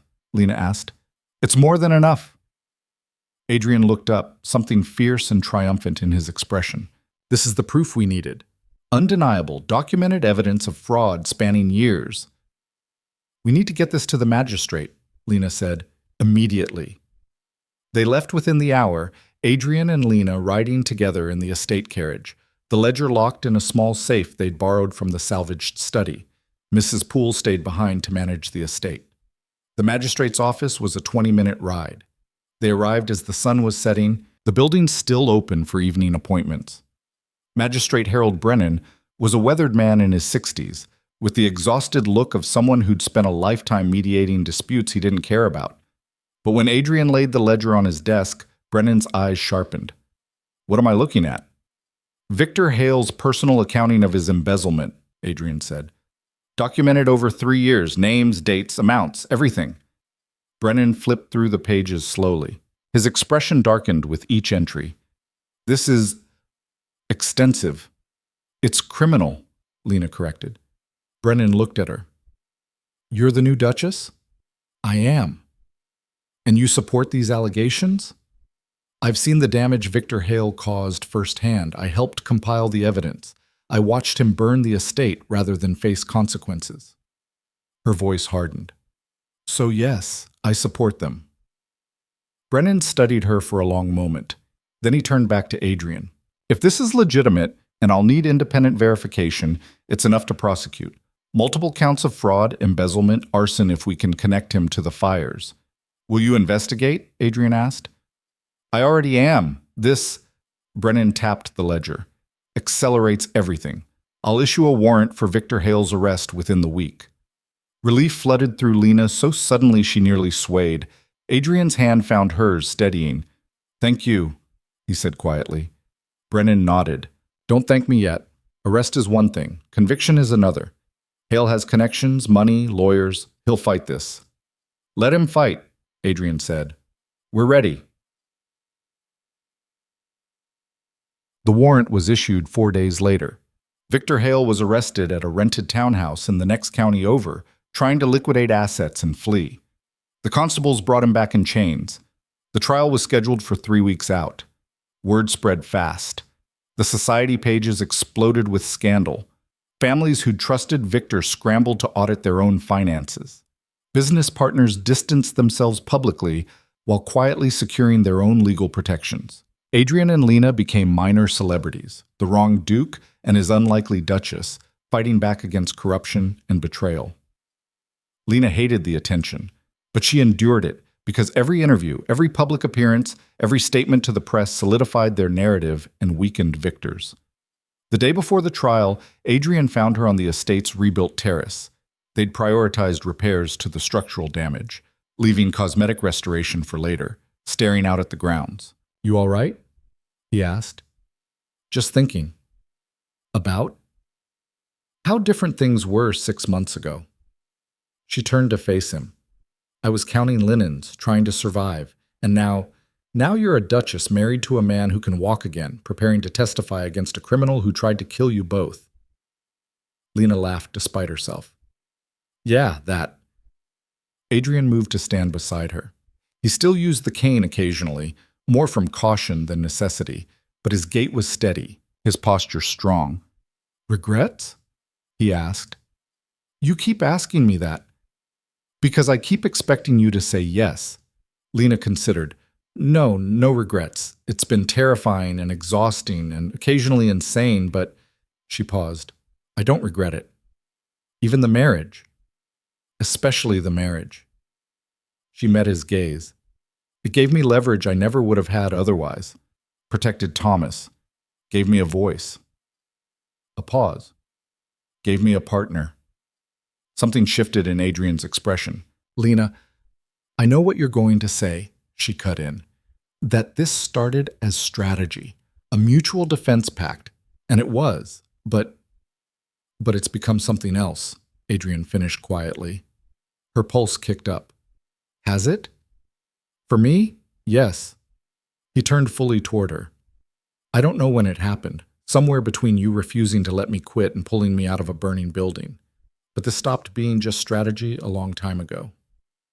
Lena's breath caught, because she'd felt it too, the shift from partnership to something deeper, the way her chest tightened when he smiled, the instinct to reach for him in moments of crisis, the fact that she couldn't imagine navigating this without him. "Adrian, I'm not asking you to feel the same," he said quickly. "I know this isn't what you signed up for. If you want to keep things as they are, professional, strategic, I'll respect that. But I needed you to know that for me, this is real." Lena looked at him, at the man who'd been broken and rebuilt himself, who'd offered her protection when she had nothing, who'd stood beside her through fire and betrayal and impossible odds, and she realized the truth. She'd stopped seeing this as survival a long time ago. "It's real for me too," she said quietly. Adrian's eyes widened. "What?" "This, us, whatever we are." She stepped closer. "I didn't plan it, didn't expect it, but yeah, it's real." For a moment he just stared. Then, slowly, carefully, he reached up and cupped her face. "Can I kiss you?" Her answer was to close the distance between them. The kiss was tentative at first, uncertain, testing, then deeper, real. When they finally pulled apart, both breathless, Adrian rested his forehead against hers. "Whatever happens tomorrow, we face it together," Lena finished. "Together," he agreed. The trial began the next morning. The courtroom was packed. Nobility, journalists, curious citizens all crammed into the public gallery. Victor sat at the defendant's table, flanked by expensive lawyers, looking every inch the wrong gentleman. But when Adrian took the stand walking without assistance, the room went silent. He testified calmly, methodically. Outlined the embezzlement, the threats, the arson. Presented the ledger, the contracts, the testimonies. Victor's lawyers tried to discredit him, suggested his injury had affected his judgment, that his marriage to a servant indicated instability, that family disputes shouldn't be aired in criminal court. Adrian dismantled every argument with the precision of a man who'd spent 3 years learning to fight from a position of weakness. Then Lena took the stand. She'd been dreading this, speaking in front of a room full of people who considered her an upstart, an opportunist, someone who didn't belong. But when she sat down and the prosecutor asked her to describe the events leading to the fire, something shifted. She stopped seeing the crowd. She just saw the truth that needed telling. Victor Hale spent 3 years embezzling from the estate, she said clearly. When the Duke began to recover, Victor saw it as a threat to his control. He tried intimidation, eviction, kidnapping. Her voice hardened. And when none of that worked, he tried to burn us alive. Objection. Victor's lawyer snapped. Speculation. Sustained, the judge said. Mrs. Vale, please stick to what you witnessed directly. Lena nodded. I witnessed Victor Hale standing at the tree line watching the estate burn. I witnessed him smile. A ripple went through the courtroom. And I witnessed Duke Vale nearly die from smoke inhalation because Victor set fires in multiple locations simultaneously, ensuring maximum damage and minimal chance of rescue. Your Honor, I'm not finished. Lena's eyes locked on Victor. You wanted me gone because I made Adrian believe he could fight back, because I refused to treat him like he was broken, because together we were a threat to everything you'd stolen.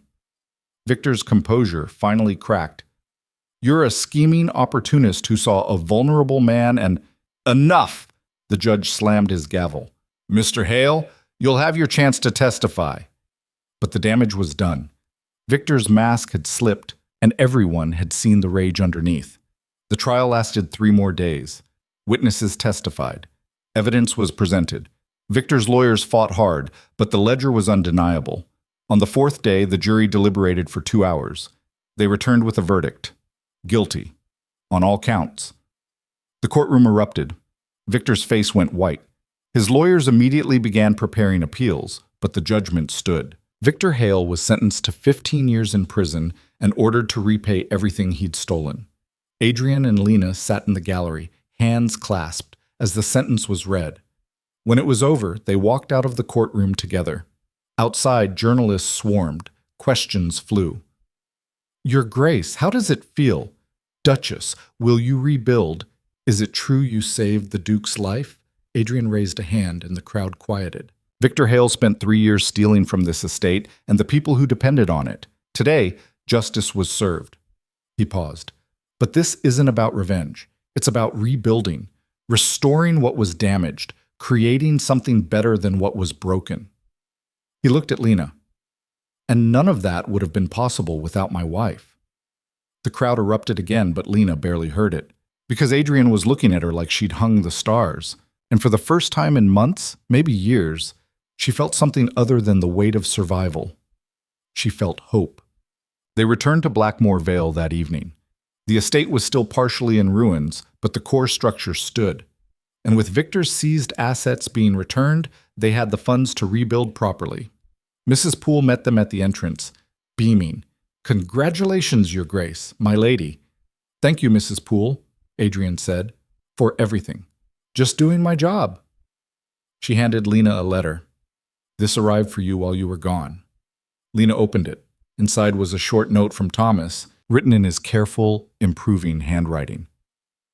Lena, I'm proud of you. Thanks for not giving up. Love, Thomas. Her throat tightened. Adrian read over her shoulder and smiled. Smart kid.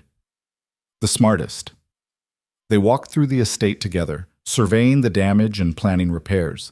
It would take months, maybe years, to fully restore everything. But for the first time, the work felt like building rather than surviving. That night, standing in what remained of the main hall, Adrian turned to Lena. I have something for you. He pulled out a small box. Lena's heart skipped. Adrian, it's not what you think. He opened it, revealing a simple silver ring. This was my mother's. She wore it every day until she died. It's not flashy, not valuable by noble standards, but it's perfect, Lena whispered. Adrian took her hand and slid the ring onto her finger. It fit perfectly. We started this as strategy, he said quietly, but I want you to have this. As a symbol of what we've become. Lena looked at the ring, then at him. Partners, she said. Partners, he agreed, in every sense. She kissed him then, slow, deliberate, real. And when they finally pulled apart, standing in the ruins of what had been and the promise of what would be, Lena realized something. She wasn't just surviving anymore. She was living, and that made all the difference. Living turned out to be harder than surviving. Lena discovered this 3 weeks after the trial, when the initial euphoria faded and the reality of rebuilding set in. Victor was in prison, the estate's finances were stabilizing, and Adrian could walk without assistance, all victories worth celebrating. But the wreckage remained. Half the staff had scattered during the crisis, finding work elsewhere. The tenant cottages needed complete reconstruction. The West Wing was structurally unsound and required demolition before they could even think about rebuilding. And the whispers, the endless, vicious whispers from county society, hadn't stopped. The servant girl who married a duke manipulated him while he was vulnerable, probably planned the whole thing. Lena tried to ignore it, tried to focus on the work. But some mornings she woke up wondering if those whispers were partly right, if she'd taken advantage, if she'd pushed too hard, if she deserved the title she now carried. Adrian found her in the kitchen garden one such morning, kneeling in dirt, pulling weeds with more force than necessary. "You're murdering those plants," he observed. "They're weeds." Still, he lowered himself to sit on the stone bench nearby, carefully, but without the hesitation that used to accompany every movement. "What's wrong?" "Nothing." "Lena." She sat back on her heels, avoiding his gaze. "Do you ever wonder if they're right?" "Who?" "Everyone. The people who say I manipulated you, that I saw an opportunity and took it." Adrian was quiet for a moment. "Do you think that's what happened?" "I don't know anymore." She pulled off her gardening gloves. "I keep going over it. How we met, how I pushed you to recover, how I agreed to marry you. And yeah, there was strategy, calculation. But when does practicality become manipulation? When one person lies about their intentions?" "I didn't lie." "Exactly." Adrian shifted closer. "You were honest from the beginning. You told me you needed work, needed protection for Thomas, needed stability. I offered a solution that benefited both of us. Where's the manipulation in that?" "Society doesn't see it that way. Society sees what it wants to see." His voice hardened. "Most of those people criticizing you ignored me for 3 years. They wrote me off as a tragic cripple and moved on. You're the only one who saw me as capable of more." That doesn't make me special. That makes them terrible. It makes you both." He took her hand. "And I don't care what they whisper. You didn't manipulate me. You challenged me. There's a difference." Lena wanted to believe him, wanted to silence the doubts that crept in during quiet moments. But doubt was a stubborn companion. "What if I can't do this?" she said quietly. "Be a duchess, manage an estate, navigate politics I don't understand?" "Then we'll figure it out together." Adrian squeezed her hand. "You think I know what I'm doing? I was a soldier. I spent 3 years in a wheelchair. I'm making this up as I go. You grew up in this world, and you survived in a world that tried to crush you." He met her gaze steadily. "That takes a different kind of strength. One I need." Lena looked at their joined hands, hers still dirt-stained, his bearing faint scars from the fire. "Partnership," she said. "Partnership," he confirmed. "In every sense, including the messy, uncertain parts." She nodded slowly. Because he was right. This was always going to be messy. But maybe that was okay. Maybe perfection wasn't the goal. Maybe survival and rebuilding and showing up every day was enough. The first major test came from an unexpected quarter. Adrian's extended family, the Vales who'd enabled Victor's embezzlement through willful ignorance, called a formal gathering to discuss the estate's future. Translation: they wanted to ensure Adrian's marriage to Lena didn't tarnish the family name further. "We don't have to go," Adrian said when the summons arrived. "Yes, we do." Lena set the letter down. "If we ignore this, they'll use it as evidence that we're unstable, that you made a rash decision marrying me and now you're hiding from consequences. Let them think what they want. Adrian, we need their support, or at least their neutrality." She crossed her arms. "Right now, half the county's waiting to see if we succeed or implode. Your family's opinion matters. They don't deserve— I didn't say they deserve anything. I said their opinion matters." Lena's voice turned pragmatic. "We go. We present a united front. We show them we're not going anywhere." Adrian looked ready to argue. Then he sighed. "Fine, but if any of them insult you, I can handle myself." "I know. I'm just warning you that I might not be able to." She smiled despite herself. Noted. The gathering took place at the Vale family seat, a sprawling manor 2 counties over that made Blackmore Vale look modest. Lena had never seen anything like it. Crystal chandeliers, marble floors, servants in livery that probably cost more than her old annual wage. She felt desperately out of place. But she'd learned something in the past months. Confidence could be performed. So she straightened her spine, lifted her chin, and walked into that glittering hall like she belonged. The family was already assembled. 20-some relatives ranging from elderly matriarchs to sullen teenagers, all dressed in their finest, all watching Lena with varying degrees of suspicion. At the head of the table sat Lady Catherine Vale, Adrian's great-aunt, matriarch of the family, and the woman whose approval could make or break their position. She was in her 70s, sharp-eyed, with the kind of posture that suggested iron had replaced her spine decades ago. "Adrian," she said coolly, "and your wife, Aunt Catherine." Adrian's tone was equally cool. "Thank you for the invitation." "Yes. Well," Catherine's gaze raked over Lena. "We felt it necessary to discuss recent events. The trial, the scandal, the unconventional marriage." "What about it?" Lena asked. Several relatives gasped at her directness. Catherine's eyebrow arched. "You speak out of turn, girl." "I speak when spoken to," Lena corrected. "You mentioned my marriage. I'm asking what concerns you have." "Concerns?" Catherine's smile was thin. "How about the fact that you're a servant who married a duke under highly suspicious circumstances? That your presence has dragged this family through public humiliation? That your very existence undermines centuries of tradition?" Lena felt Adrian tense beside her. She touched his arm lightly, a warning not to intervene. "With respect, Lady Catherine, the humiliation came from Victor Hale embezzling estate funds for 3 years while this family looked the other way." Lena's voice stayed level. "I didn't cause that. I helped expose it. By manipulating my nephew, by treating him like a person instead of a tragedy." Lena met her gaze steadily. Adrian was written off. By his physicians, by society, by his own family. I refuse to do that. If that's manipulation, then I'm guilty. Silence. Then Catherine laughed, short, sharp, surprised. "You have nerve, I'll give you that."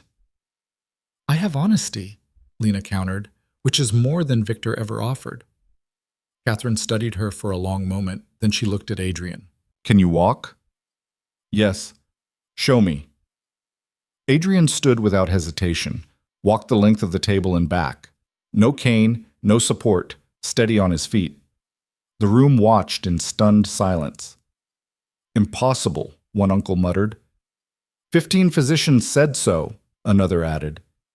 15 physicians were wrong," Adrian said flatly, "because they only saw what I'd lost. Lena saw what I could rebuild."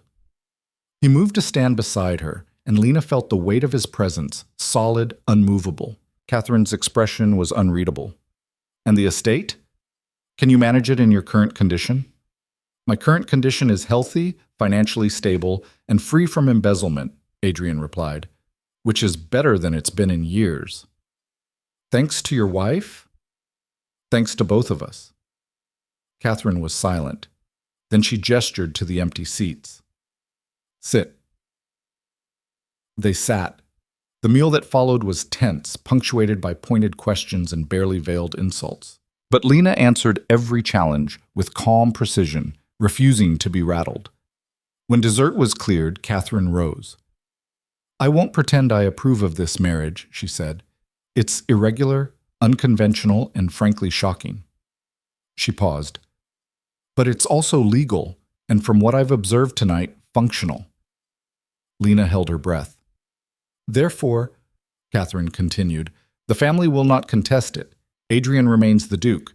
His wife," she looked at Lena, "is recognized as Duchess. We expect proper management of the estate and adherence to family standards."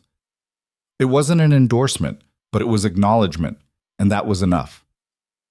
"Thank you, Aunt Catherine," Adrian said. Catherine waved a dismissive hand. "Don't thank me, just don't embarrass us further."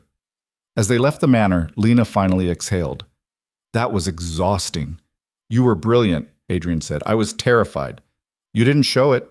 He took her hand. "You held your ground against the most formidable woman in the county. I'm impressed." Lena laughed shakily. "Is it always going to be like this? Fighting for acceptance?" "Probably. For a while." He squeezed her hand.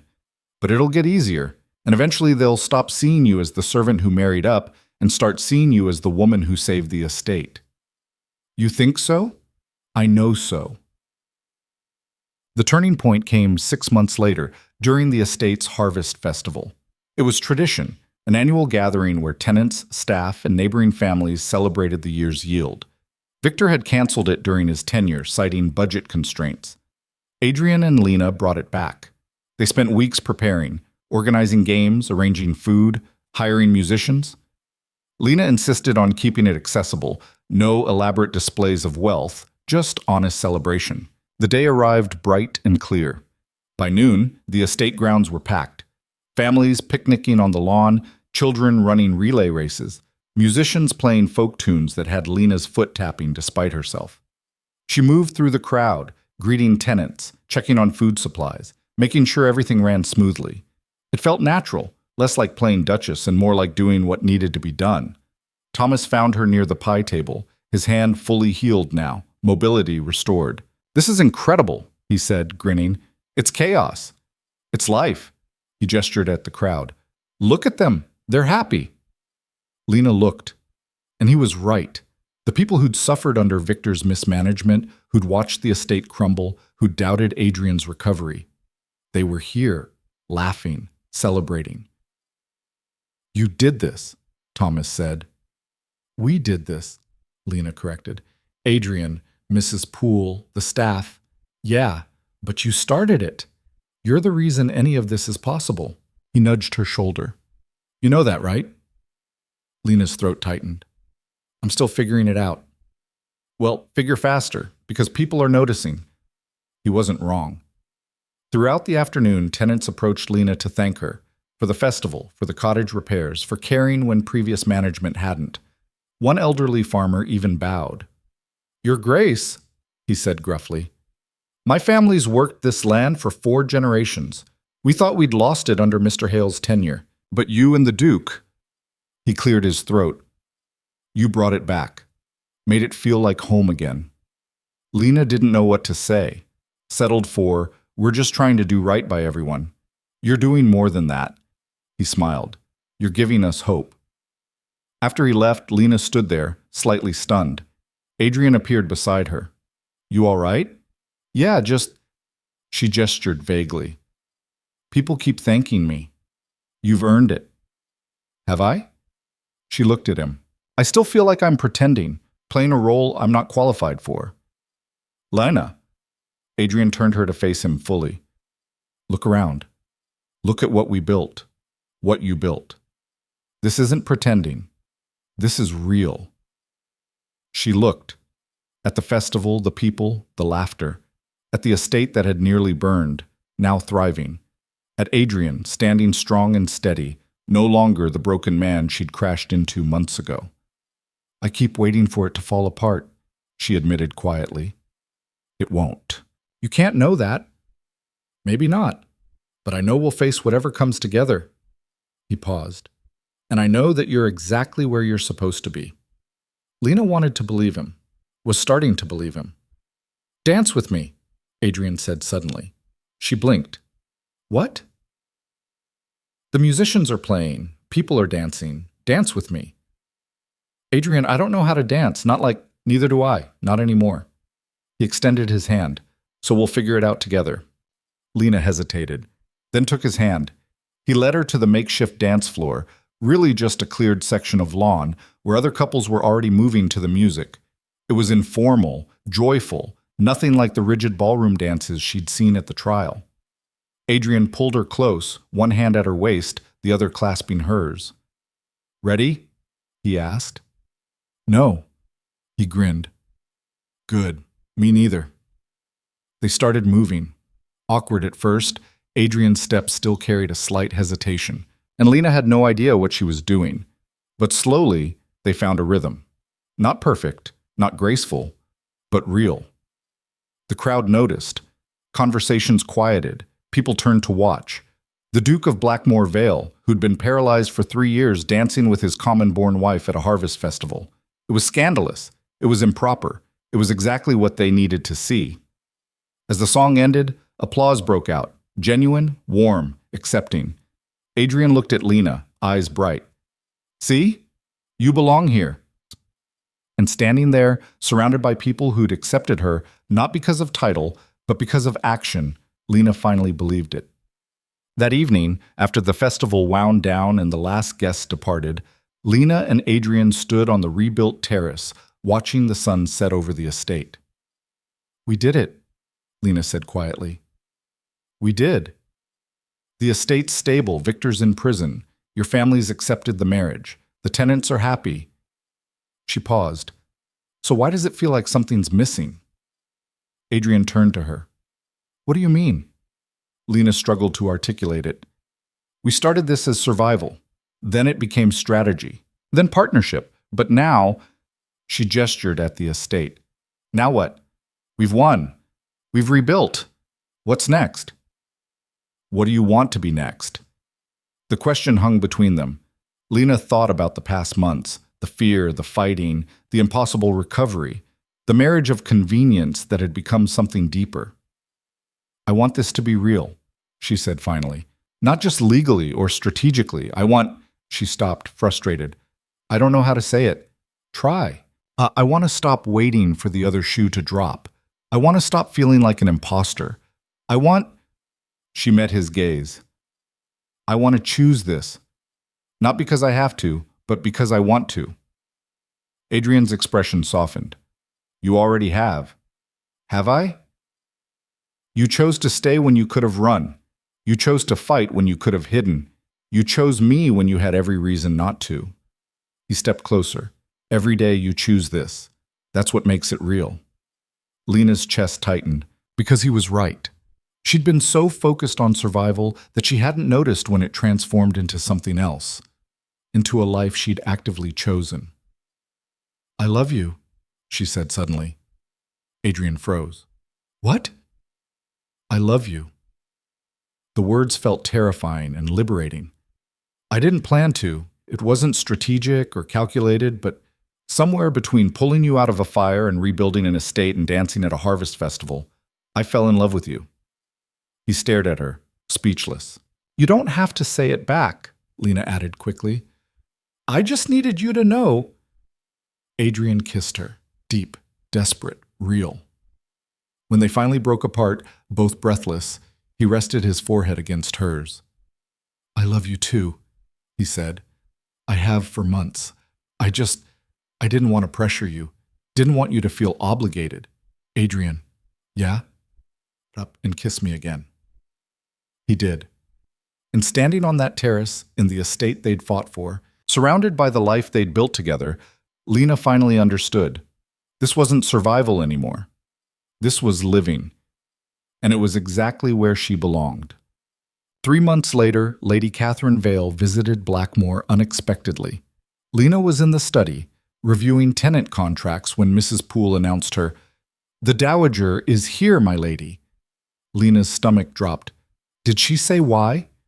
"No, but she's brought luggage." That couldn't be good. Catherine appeared moments later, looking as formidable as ever. Lady Catherine, Lena said carefully, this is unexpected. I'm sure it is. Catherine settled into a chair without invitation. I've come to discuss the estate's management. Here it comes, Lena thought. The criticism, the interference, the reminder that she's still just a servant playing Duchess. I'm listening, she said. The harvest festival was well executed, Catherine said. The tenants are content. The finances are stabilizing. She paused. You've exceeded expectations.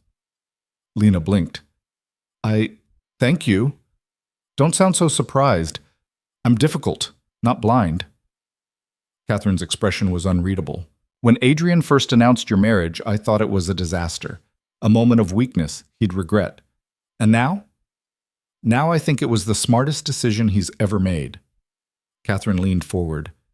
You're unconventional, blunt, and entirely unsuited for polite society. But you're also competent, resilient, and exactly what this family needed. Lena didn't know what to say.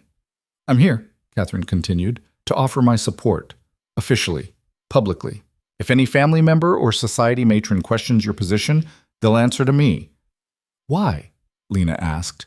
Why now? Because you've proven yourself, not through birth or title, but through action. Catherine's smile was thin, and because watching you make the Vale name mean something again has been more entertaining than anything else in years.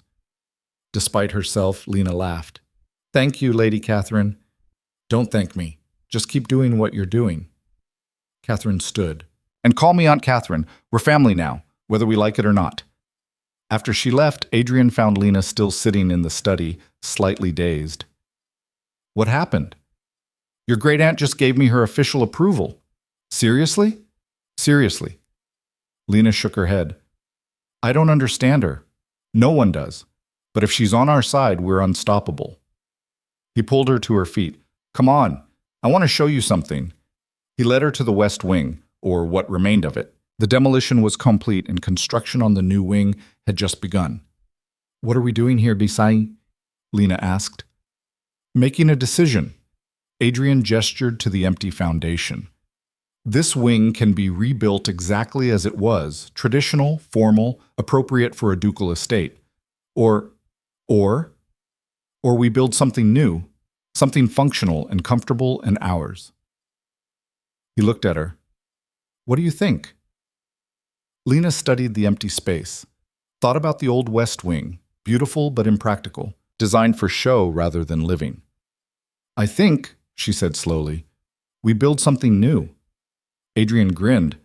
Good. Because I already hired an architect who specializes in modern design. You were hoping I'd say that. I was betting on it. He took her hand. We've spent months rebuilding what was broken. Maybe it's time to create something entirely new. Lena looked at the foundation, then at Adrian, then at the estate stretching out behind them. A year ago, she'd been counting linens and surviving day to day. Now she was standing beside a duke, her husband, planning the future of an estate she'd helped save. It should have felt impossible. Instead, it felt inevitable. Together, she said. Together, Adrian agreed. And as the sun set over Blackmore Vale, casting long shadows across the construction site and the rebuilt grounds and the life they'd fought for, Lena allowed herself something she'd avoided for too long. She allowed herself to hope, not the desperate, fragile hope of survival, but the strong, certain hope of people who'd face the worst and come through it stronger. The hope of a future they'd build together, imperfect, unconventional, and entirely their own. Behind them, the estate hummed with life. Staff preparing dinner, tenants returning from the fields, Thomas laughing with the stable hands. All of it possible because a floor had collapsed, because Lena had refused to give up, because Adrian had learned to stand again, because two people who should never have met found each other in the wreckage and decided to rebuild. Not just an estate, but a life worth living. And that was worth everything.